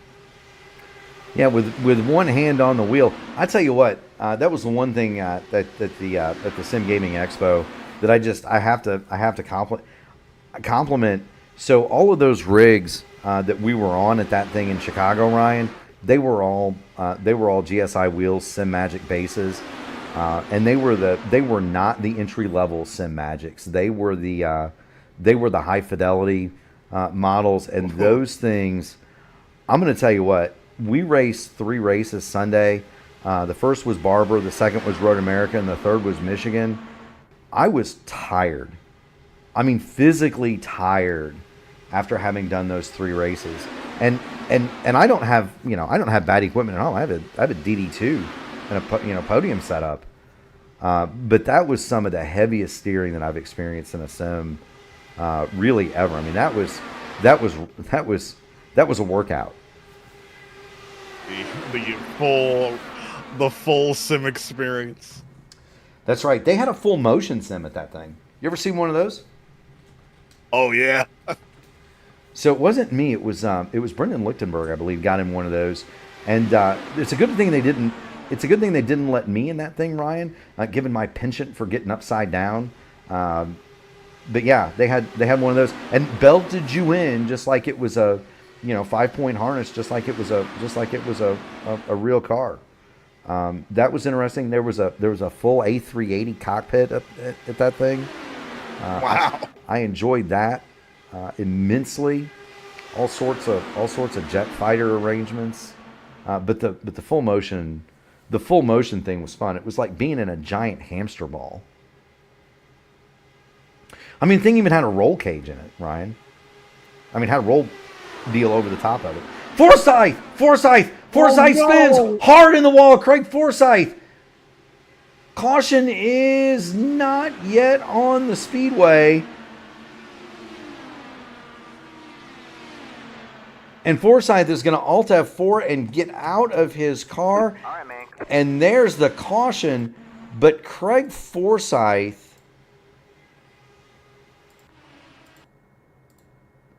hard in the wall. Is that contact? Seemingly it was it seemed like it was netcode contact into the entry in the turn 2. It was indeed. Not only that, there's another car that comes through there and makes contact with Craig, and that might have been his teammate Chris Stouffer. And that would was Stouffer, and that was what I reacted to on the feed. Yeah, that's bad. That's bad news. There's the contact. That's not netcode. That was Louis Busa and Craig Forsyth hard, and then Chris Stouffer gets him. That's a bad day at the beach for Jim Herrick. His 2 cars seemingly running from the lead, teamed up and ready to make the final run, involved in an accident together. Forsyth has already disconnected from the server, so he is out of this race. Chris Stouffer, and there's his car. Stouffer may have been forgiven, Ryan. Yeah, very, very lucky. We're looking at that car now. I do not see any damage on the number 4 of Chris Stouffer. Or, excuse me, the number 13 of Chris Stouffer. Both wings are there. They're not askew. And so hopefully Stouffer is okay. Everybody's going to pit here, and so he's going to have the opportunity to get himself a fast repair if he needs it, or he can replace the front wing. That's not much of a penalty, although at this point you would probably just take the fast repair, yeah?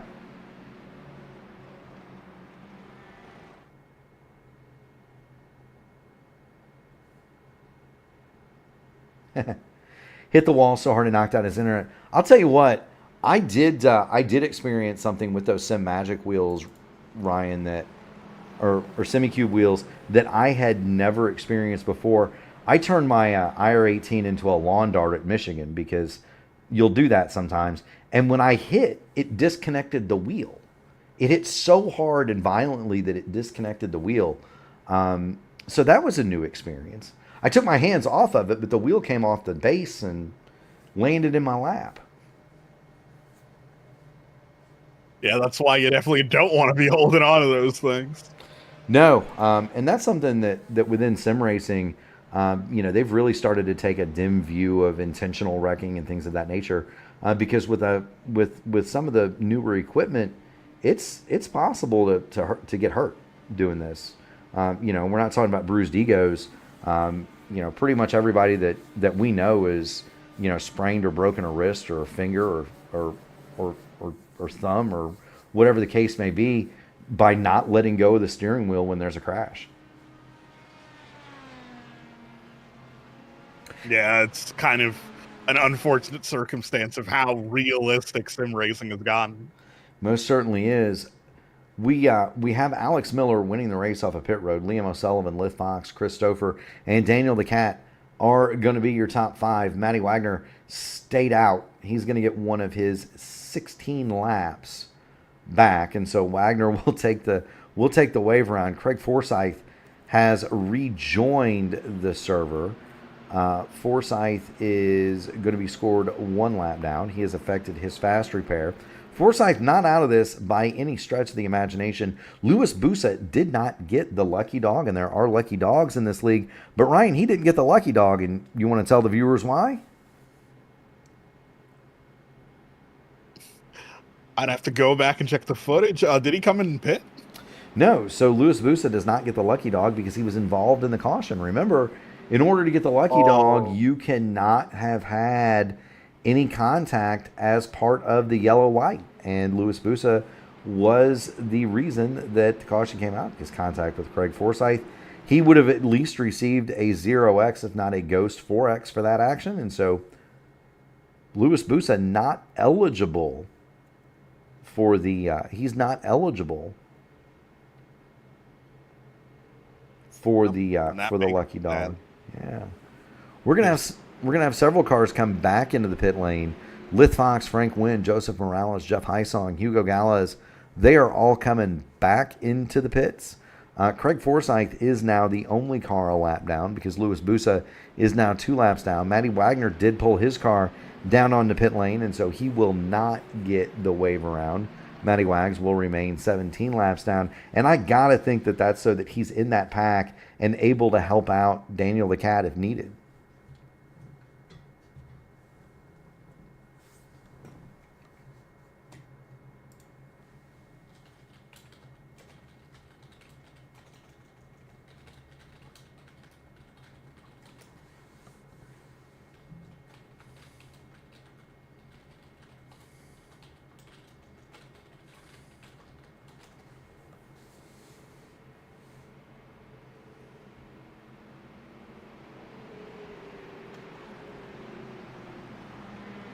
'86 of 155 complete here at the Pocono round of the Horizon IndyCar Series. Mark Murphy, Ryan Eric King bringing you the action here at P1 Broadcasting. Remember, if you haven't done so, make sure you hit the like button on the video, ring the bell, subscribe to P1. Make sure that you're notified of all future broadcasts. We do have some good ones coming up for you. Friday is going to be the Archway Industrial Coatings Truck Series from the AMA American Motorsports Association. That's going to be Friday, 8:20 pre-race, 8:35 start.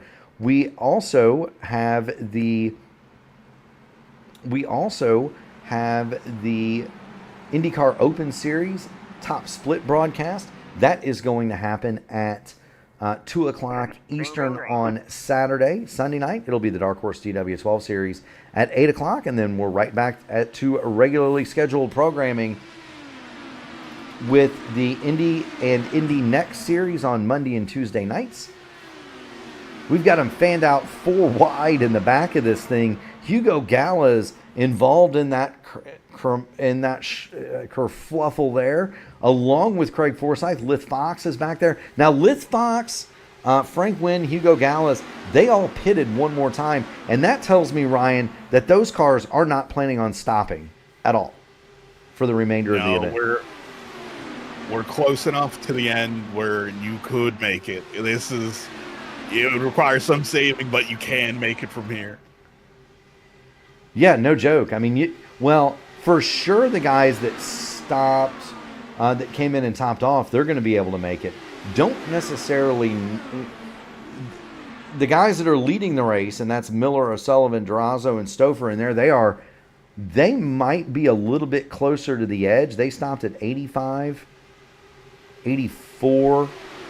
so they might be a little bit closer to the edge. especially if it's full rich. I don't think we've seen full rich running yet in this race, Ryan. This might be the first time that we're seeing it. Yeah, you can tell visibly in a way, because normally at the restarts we've had earlier on, we'd quickly get a pack of 7 or so cars at the front. We're single file real early. Yeah, we most certainly are. We most certainly are. Do want to point out, Ryan, that this marks the return of the double stream. So if you're watching this race, you can do it. You can have a twofer here. You've got the Formula Indy Series. They're at the Nürburgring tonight. That's Gary Godso, Stephen Larkamp that are doing that one at the same time that we're here in the Horizon IndyCar Series doing an oval race. And so there comes Matty Wagner. He's going to peel it in the pit lane. And I got to believe that Matty might just be saying, hey, I can't make up any more spots. I'm going to go ahead and shut it off. Louis Busa is on the pit lane. He has been parked for in excess of 6 laps, or 6 minutes rather. And so it may be a situation where he might be ready to throw in the towel. But do want to thank everybody for tuning in and supporting the channel. That's not a bad night. I looked over at Gary's broadcast. They've got 27 watching. We've got a dozen or so. And so that's not a bad group watching P1 on a Wednesday night, is it, Ryan? Yeah, solid. Solid indeed. Alex Miller, he is solid. He's solidly in the lead. And as I had suspected, these guys have backed off the pace, Ryan. I don't think that they're quite good on fuel. Best lap for Alex Miller, 41.435. Last time through, 42.239. Same for Liam O'Sullivan. So we're back to that 8, 9, 10th full second differential between what they're capable of. Lith Fox way up high. Get the camera on Lith Fox. He was way up to the tall side of Gary Lovren there. I thought for sure Lith had it, but he somehow manages to not hit the fence. And now he'll go to the bottom. Now Lith Fox is one of those cars. Lith does have a lap of extra fuel. But it seems to me that the guys at the front are saving a little bit, Ryan. Yeah, they want to push, but they've quite not hit that number to make it yet.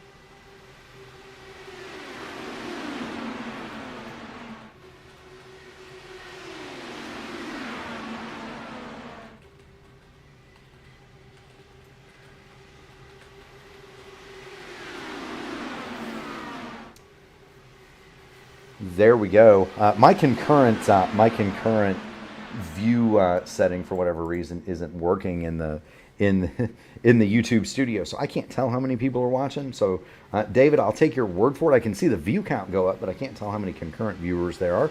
Anyway, do want to welcome everybody to the Horizon IndyCar Series at Pocono. It's Murph. It is the one, the only, the man, the myth, the wreck, Ryan Eric King from Jalopnik.com.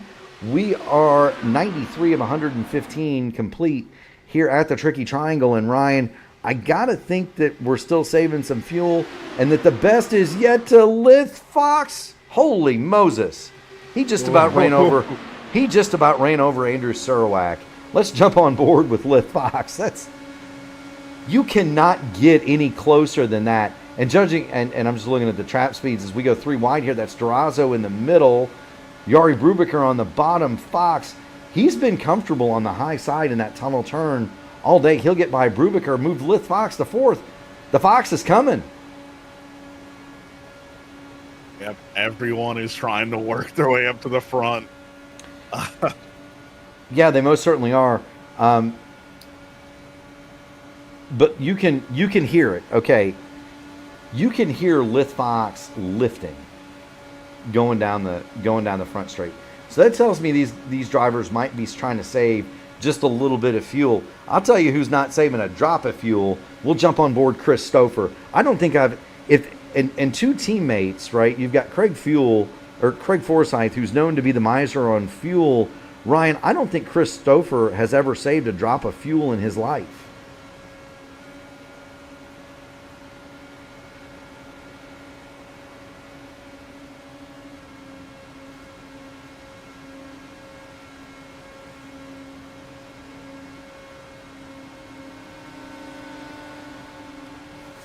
Big run for Lith Fox down the bottom.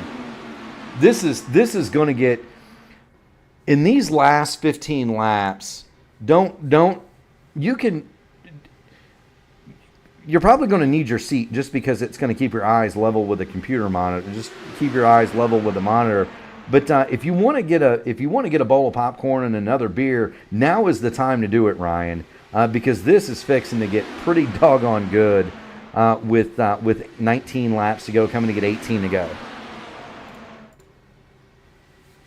19 to go. Yeah, without a doubt, we're gonna see all the desperate moves that people weren't willing to make earlier on. You're absolutely right. We're gonna see him 3 wide into turn number 1. Durazo makes the move. Daniel the Cat is gonna take. Whoa! We got caution. Hard contact. Durazo and Lith Fox. That almost looked like an equipment malfunction. Daniel Durazo turned hard right into Lith Fox, and that does look suspiciously, well, maybe not. I had thought maybe the wheel disconnected or something just by the way he went hard right. But Ryan, he drifts up and poor Lith Fox gets connected. Both of those cars have received the meatball, and so they must respect that and come to the pit lane. You see the Cat, he disconnects it before he hits. Lith Fox wasn't able to do that, and so caution is on the racetrack. Alex Miller is your leader. Gary Lovern made it through that in second. He's got Votive Racing League teammate Mason Mitchum behind him in third, and then Liam O'Sullivan for Velocity Online Racing is fourth. Chris Stouffer rounds out your top 5. So that's where we're at with 18 to go. Again, you've got Murph, you've got the man, the myth, the wreck, Ryan Eric King alongside. If you want to get another piece of pizza, grab yourself a bowl of popcorn, pop open another cold one. Now is your time to do it. This is going to get wild in these last 15 laps when we get back to going green, Ryan.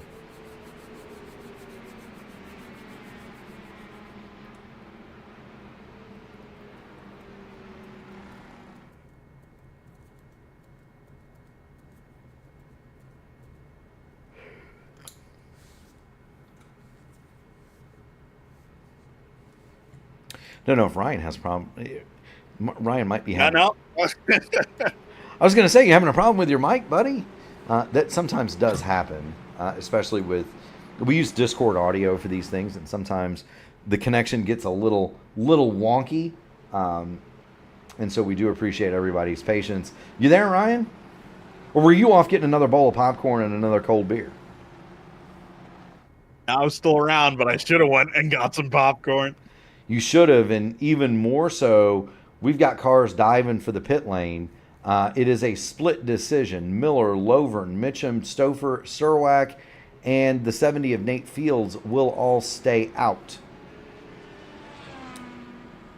Liam O'Sullivan, Frank Wynn, Yari Brubaker, Hugo Galez, Jeff Hysong, Joseph Morales, they all came to the pit lane. Craig Forsyth has been given the free pass, and there goes the familiar Forsyth players, Forsyth livery of Craig Forsyth. He's going to get to travel the 2.5 miles around, and that is not a man that I would bet against with 13 cars on the lead lap and 15 to go, Ryan. No, I would not make that bet at all. You know, the other thing is with the size of this circuit, Craig is going to be able to get the free pass, and he's going to be able to come down and grab 4 tires. If he needs a splash of fuel, he can do that too. But Craig Forsyth, is extremely lucky. At most tracks, you do not get the opportunity to come down pit lane after you get that lucky dog wave around. There he is. Lith Fox is going to rejoin the fight. He is going to be 1 lap down, and there's Forsyth grabbing tires and what we would assume to be Ryan a splash of fuel, and there he goes.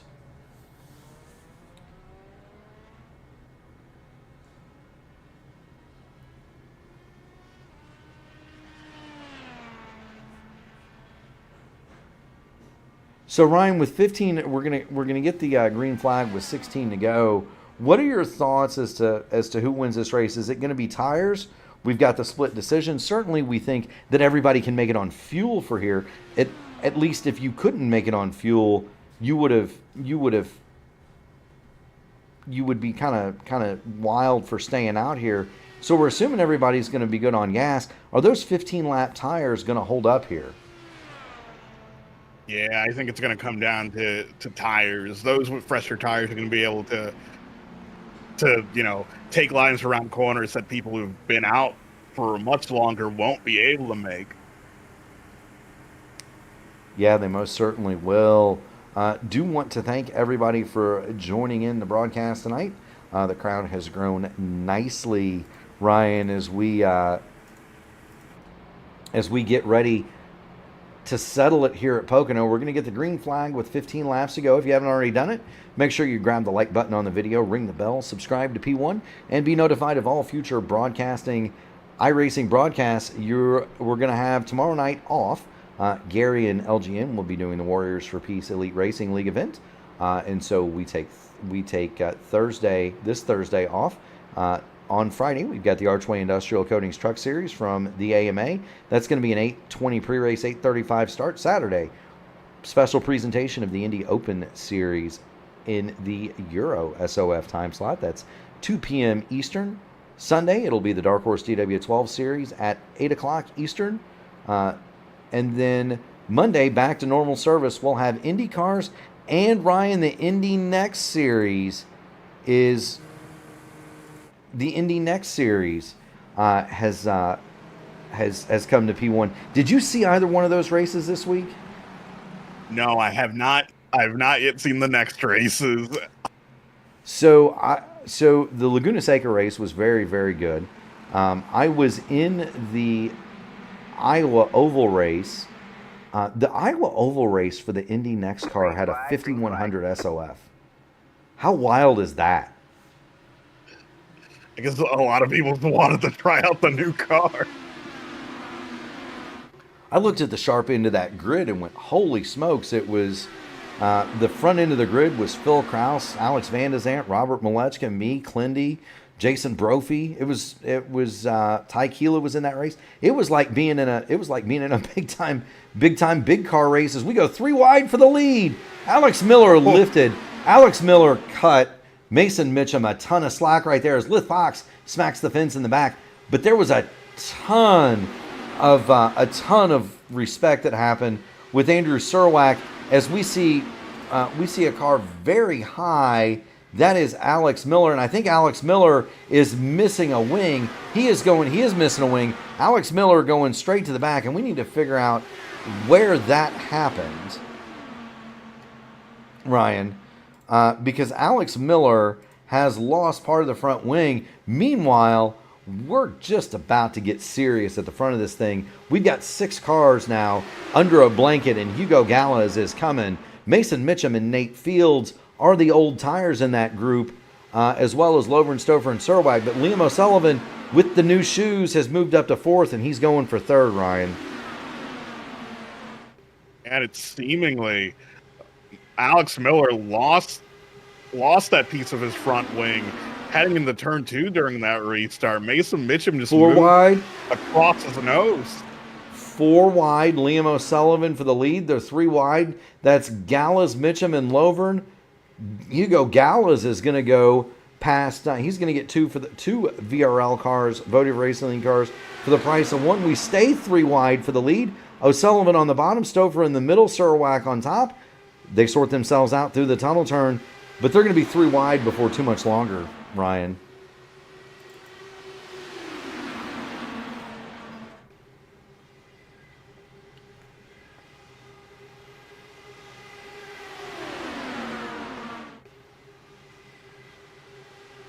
"12 laps to go." Craig Forsyth, that is the light blue and white machine on the bottom, about 4 rows back. Craig Forsyth has moved up to 8th. Remember, we said don't bet against Craig Forsyth, Ryan. He's moved from 13th at the restart to 8th. He's working on 7th. Forsyth has Nate Fields to his outside, and then it's not far from where he is to teammate Chris Stouffer. Stouffer retakes the lead on Liam O'Sullivan. Forsyth not able to clear Nate Fields, though.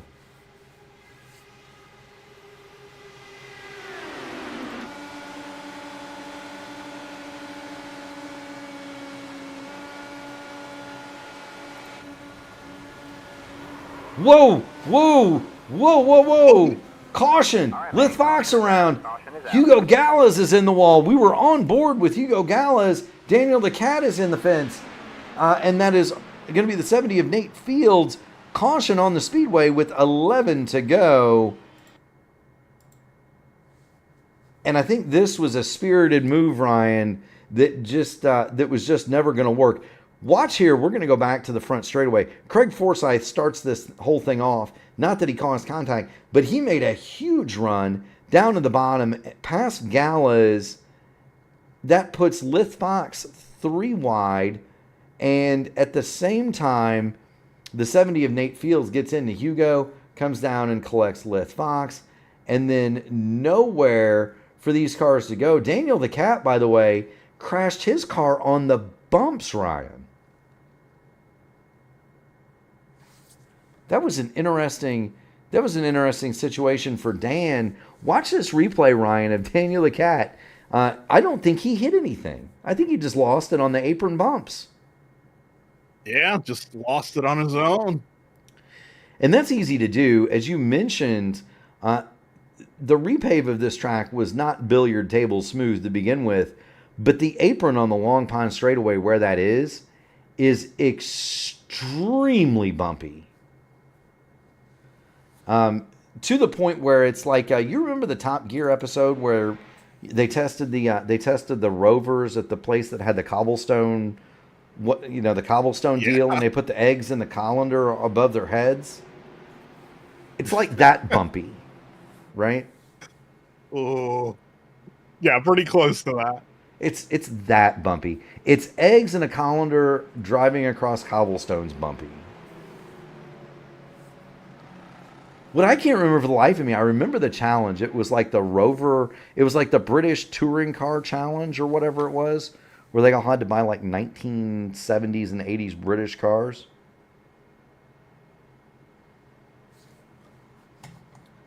But I can't remember if any of them made it through that challenge without the eggs busting and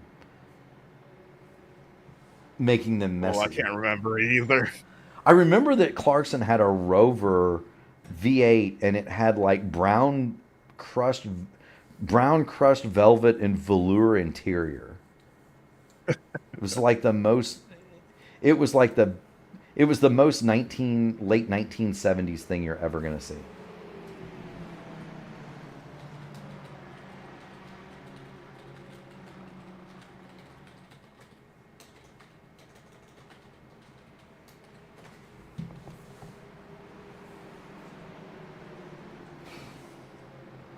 Do want to thank Dan the Cat for joining us. He said he just wanted to avoid the wreck. I got to know if it was the bumps that turned him loose. You got to think it was. Yeah, the apron down there is a minefield. But what were the other cars in that one? Didn't one of them have a Lotus of some variety? And then the other thing was, isn't that also the one where they sealed them up and filled them full of water and tried to drive them around? Yeah, sitting inside. Sitting inside in scuba gear. Clarkson's rear door famously fell off, so they had to weld it shut. That was funny. That was such a good show. I missed that show. That was in its heyday when I was in college, and because I was in the journalism dorm at Ball State, we got the BBC. So I remember I got to watch that live in the early 2000s. That was a ton of fun, man. Still the best line. The best line though is Richard Hammond in the sinking camper van in the middle of the lake, and Clarkson pulls up and, how much to be rescued, mate? £1,000,000. I'll give you £1,000,000 or this bucket. Oh me, the toy Bota.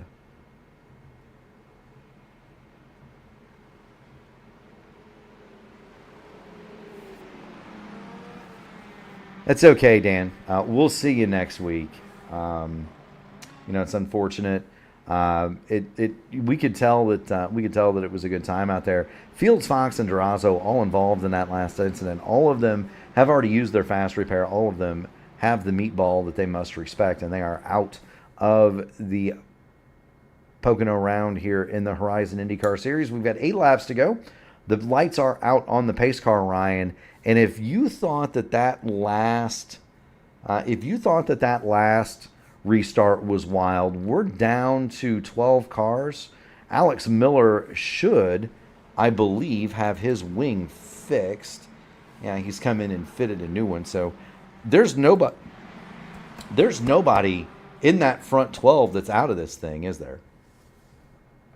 Now everyone still has a chance. We're running out of time, but everyone still has a chance. Everyone still does have a chance. It is we're gonna get 7 laps to go. So according to my really awful Ball State math, that is about 19.5 miles, right? Check that. Yep. If I'm wrong, 19.5 miles. So a little under 20 miles to decide it.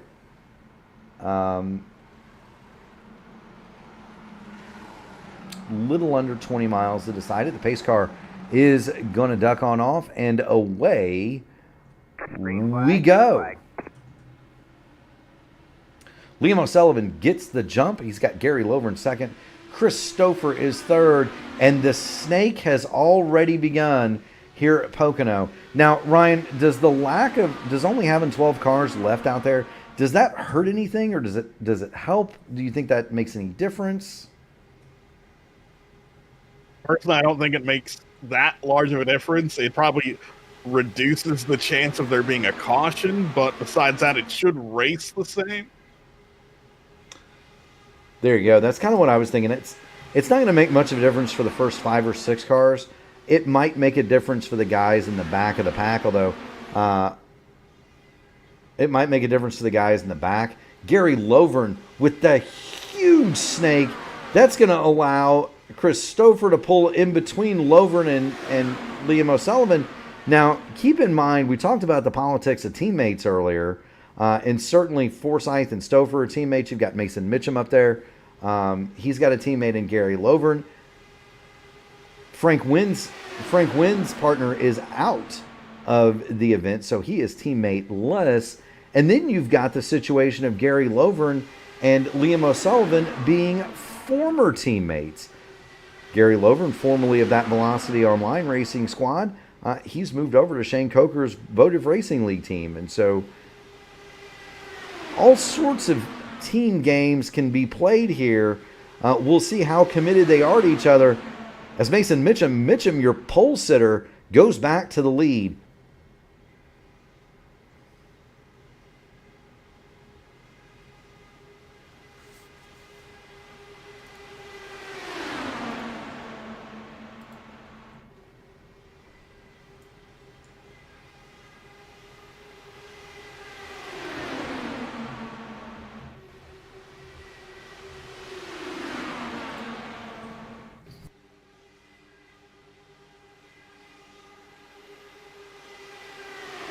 God, things are getting dicey.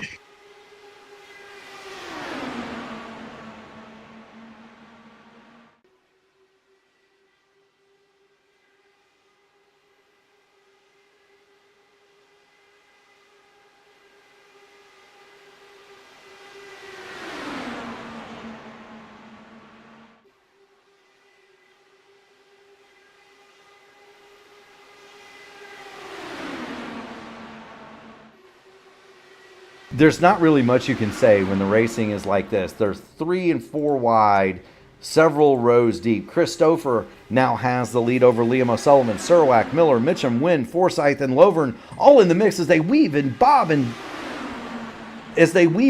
down the front straightaway. Now we're 3 wide for third. That's Miller, the meat in the sandwich, with Wynn on the bottom. Now, I can't even, Ryan, I don't even want to talk. Yeah, I could barely watch. Oh, no! We're still straight. Everybody is still straight. We're still cooking at the front. Gary Lovern, Mason Mitchum, Andrew Surwack involved. No caution. It's well behind the action. And here we go. We are 4 wide one more time. Liam O'Sullivan on the bottom. Frank Wynn in the middle. That is Surwack on top. Stouffer and Forsyth, as we've been reduced down to 5 cars now. Highsong and Gallas, I think, are basically saying, look, you guys go on ahead. If you want to run over each other, that's perfectly fine. We'll collect the points once you crash out. But let's get in, Chris. Let's get in Jeff Highsong's car. This is what it looks like right now, fans. This is out of Highsong's left eyeball.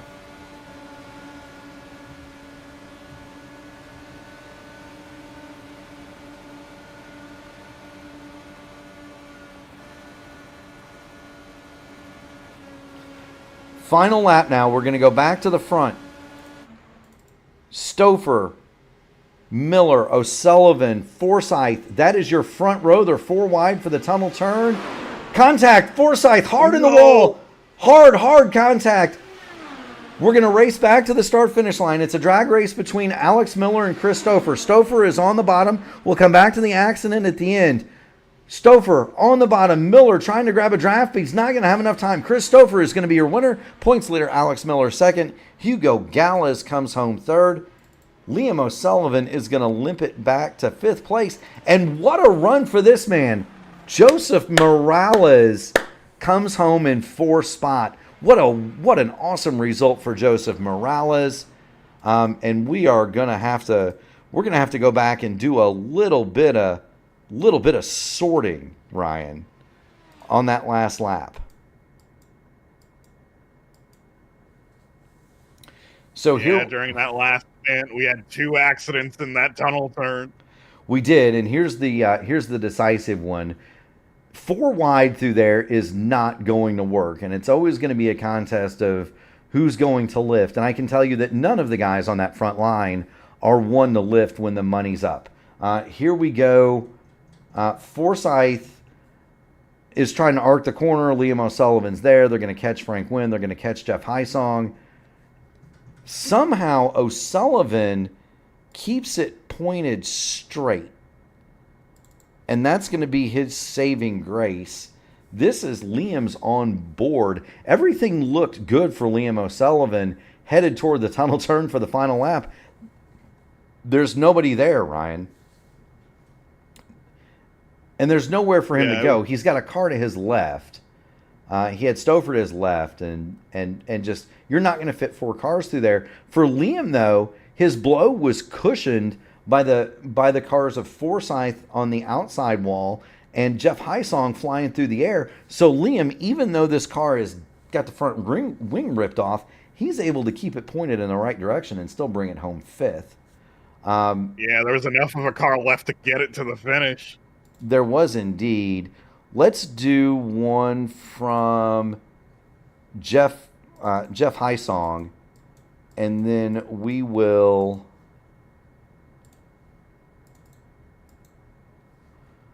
do one from Jeff Highsong, and then we're gonna call it a night here. We're gonna get on the roll bar, and this is gonna be an interesting perspective. This is the classic TV view of this is the classic TV view here.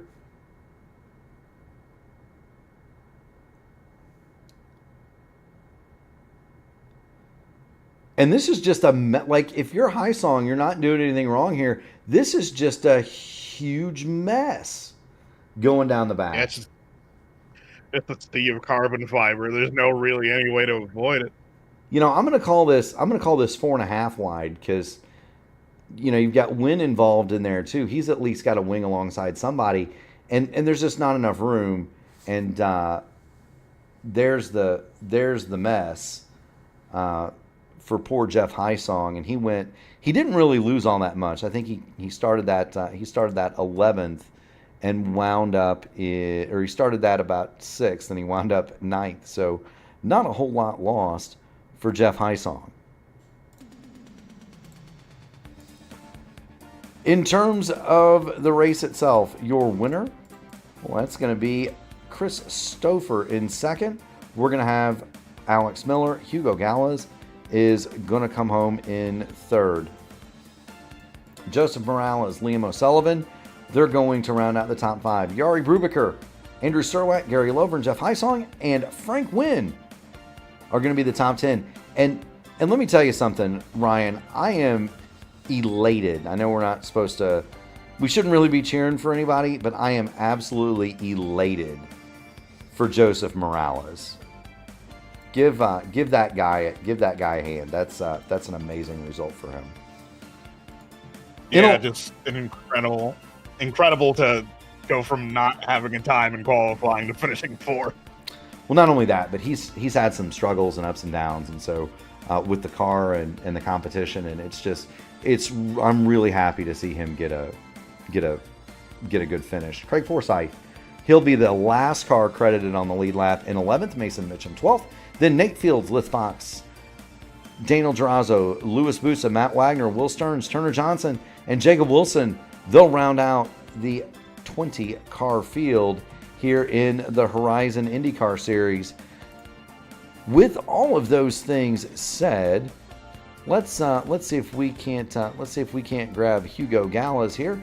Hugo, you've got Murph, you've got the wreck, Ryan Eric King in the P1 broadcasting booth. You got a copy? Yeah, Mark. Hi. Good night, guys. I'll tell you what, you finished it without a front wing, but you brought it home third. Tell us about that last lap. How wild was that? Oh, so it was amazing. The race, it was really hard. I went through all kinds of modes, happy, angry, normal. 15 or 10 laps to go, hit with someone, I don't know who, but I take the fast repair and this P3. I'm really happy.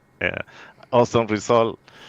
Well, I take the point. Awesome for me, Mark. Yeah, I mean, Hugo, it's always a pleasure to see you on the podium. It was really cool to see. I'm happy to see you on the podium. I'm really happy to see who finished 4th. Joseph finally got a good result, so that's awesome for him. Ryan, do you have anything you'd like to ask Hugo? I'd probably ask, what was the fuel strategy looking like for you tonight? Because obviously, a lot changed with the cautions that came out. In general, I was in map 5 in general, but after lap 65, I put map 1 with Mason. We went to the pits together in lap 65. But the first 60 laps in map 5 in general. But after that, map 1, map 3 depend. But I moved the fuel map. There you go, Hugo. Yeah, that makes sense considering how the race played out. Yes, it does. Oh. Well. Oh, sorry, Mark. Yeah, I was going to say, whatever fuel map moves you made, Hugo, you made them at the right time and got yourself up at the front. And because you finished at the front, the mic is yours. Friends, family, sponsor, shout-outs, whatever you got. Thank you to the guys in Discord, Mason and Gary, Tanner also. Well, thank you also my former team, Alternate Autosport. This is my second IndyCar race out of the team, but I appreciate it always to Julian and for his help and support with me, and my family, my girlfriend, my son, and that's all. Thank you, Mark and Ryan for your job in P1. Awesome broadcast. And thanks, Mark, for the league and the organization. It's always a pleasure to see you up here, Hugo. Keep going fast and having fun, buddy. You hear? Thank you, Mark. You're more than welcome. That is Hugo Gallas, a very popular third place finisher. For second, we're going to go ahead and grab. Hello. We're going to go ahead and grab Alex Miller. Alex, you padded the points lead, and I guess that's the main thing. You come in here leading by 27 markers. You run second. Matt Wagner, your chief competition, he's gonna finish 17th. Well back. Daniel Durazo had a bad night, so a good night for you in terms of the points. It didn't look like it was going to be that way though. With a broken wing, right before that last caution. Yeah, I don't really know. This was bad. This was a bad race. That's kind of all I can say about it. Like, you have a track this cold, and you can't do anything with this car with a track this cold on iRacing. So, honestly, I was saying it to a friend who was in a voice chat that I consider a race getting to like really stupid territory when I can easily hit a mile per gallon, an MPG number of over 5, and I was doing that in this race. So, yeah, Mason saying the wing thing was net code. I haven't looked at it. I'll look at it at some point, I'm sure, but it's just what you get when you have a group of cars that close together and not much to do. There's not really any hard feelings there. But yeah, I padded out the points lead. It sucks Matt had to miss the start due to other stuff, and then Lith had incidents, and I guess Durazo was caught up as well, so not really the way I want to pad my points lead out, but in the end I kept it relatively clean and just kind of was there in the end when everyone else was dying behind me, so... That's true. I want to point out that if you took Hugo's front wing and your front wing and put them together, you would have had a full front wing. So there's always that, right? Hugo is missing his coming to that final pit stop as well. Ryan, what do you have for Alex? Well, how was it like navigating? Like effectively being in a pack most of the race. I had to hold my breath every time you guys went through turn 2. Yeah, it was scary, especially in those last few laps. I was just trying to keep it as close to the wall as I absolutely could, because I knew you'd at least kind of get the momentum off the corner, not as much with this set as you normally could, but I was trying and just trying to leave as much room as I could throughout the entire race, and it seemed to work for me in the end, so... Yeah, it did work, and you mentioned it was a bad night. That's the mark of a champion, is being able to turn a bad night and a frustrating night into a result. It's a very Scott Dixon-like performance to take something that's not good, and get a result. I often say that man is like watching somebody get dumped into the bottom of an outhouse, and he comes out smelling like Old Spice.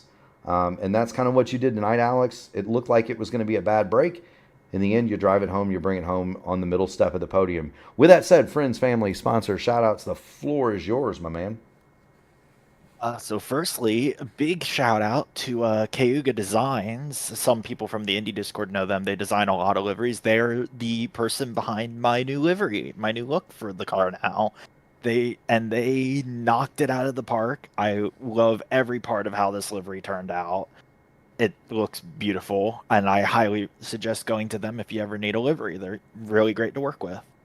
And then shout out to Andrew and for the setups for the league, Matt for putting on the league, the P1 guys for broadcasting as usual, and shout out to Chris for the finish there, keeping it really clean between us coming to the line. I think I ran into the back of him, but that's on me, not him.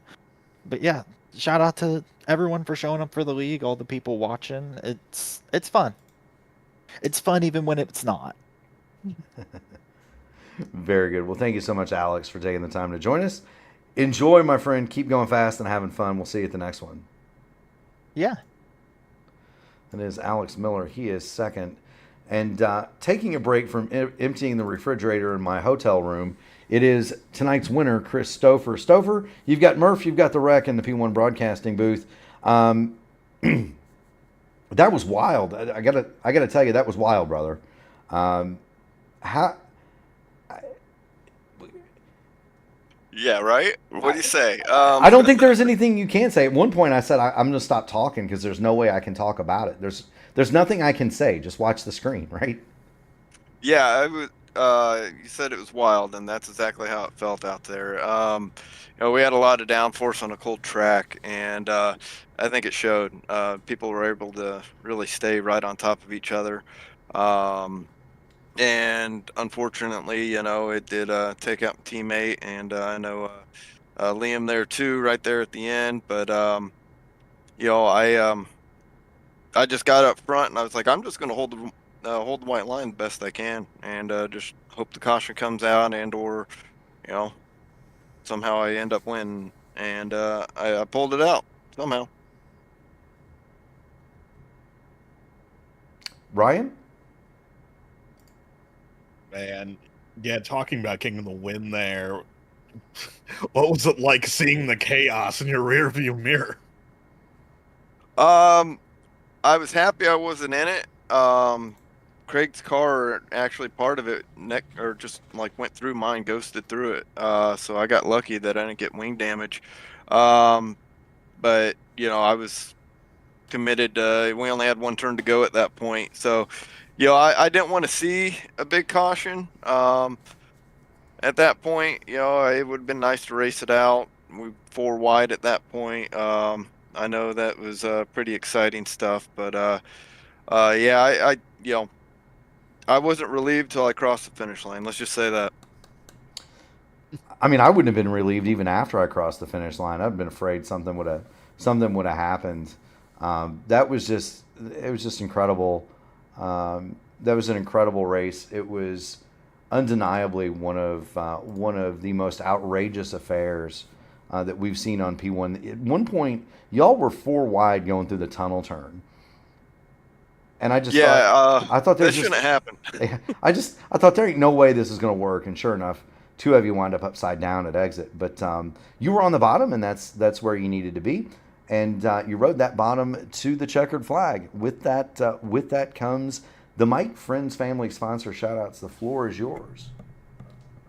Shout out to you guys for broadcasting. Thanks for doing this. Matt, everybody putting on the league. Thanks to them. Of course, 40 Racewear. Check out 40racewear.com for boots and gloves, other apparel. Other than that, just tough night. Put myself in the right place at the right time, and managed to bring it home. So crazy race for sure. I will say, kind of go back a little bit. The race itself, beginning part of the race was all about fuel saving, and then at the end when we could all just go fuel map 1, I was like, it's going to get nuts. We're going to have cautions. It's going to be something else. So, and that's exactly what it turned into. But able to still bring home the win. So thanks to everybody involved. Yeah, thank you. Check your DMs. We appreciate the P1 logo on there, Stouffer, but you've got the white lettering, so I sent you the black lettering. Yeah, it's ghost. It's all ghost mode. Ghost mode. Stealth. Yeah. I noticed that, and I hadn't updated it. So is that like my refrigerator on Sunday morning? I woke up and everything that was in it went into ghost mode. It may have disappeared the night before. I'm not sure. Absolutely. It was good to see you at the Sim Gaming Expo, my man. Yes. We're gonna have to do that again. But with all that said, I thank you so much for your time. Keep going fast, having fun, buddy. Yeah. Thank you. All right. Say hi to your boys for me, all right? Get out of here. All right. Later on. That is Chris Stouffer. He is the winner tonight in the Horizon IndyCar Series. And so that brings us to the end of the show, Ryan. That was, as I said to Chris, that was one of the more wild and outrageous affairs that you're going to see on four wheels. A pack race at Pocono, 3-4 wide tunnel turn. That always winds up in a recipe for disaster. Next week, you and I are going to be doing this again from Kansas. How about that? Oh, if you thought we could have a pack race here, you haven't seen anything yet. You know, Kansas is kind of one of those deals where it can be very, very difficult to pass. It can be a tire-saving bonanza, or it can be an old-school 2001 IRL race. It depends. It just depends on how the session is set up, what the time of day is, and so on. And remember, that track has lights too. We could be looking at a night race. We don't know. But that is next week at 8 o'clock. As far as the season standings go, I'm going to hit the refresh button and see if we have an update to those.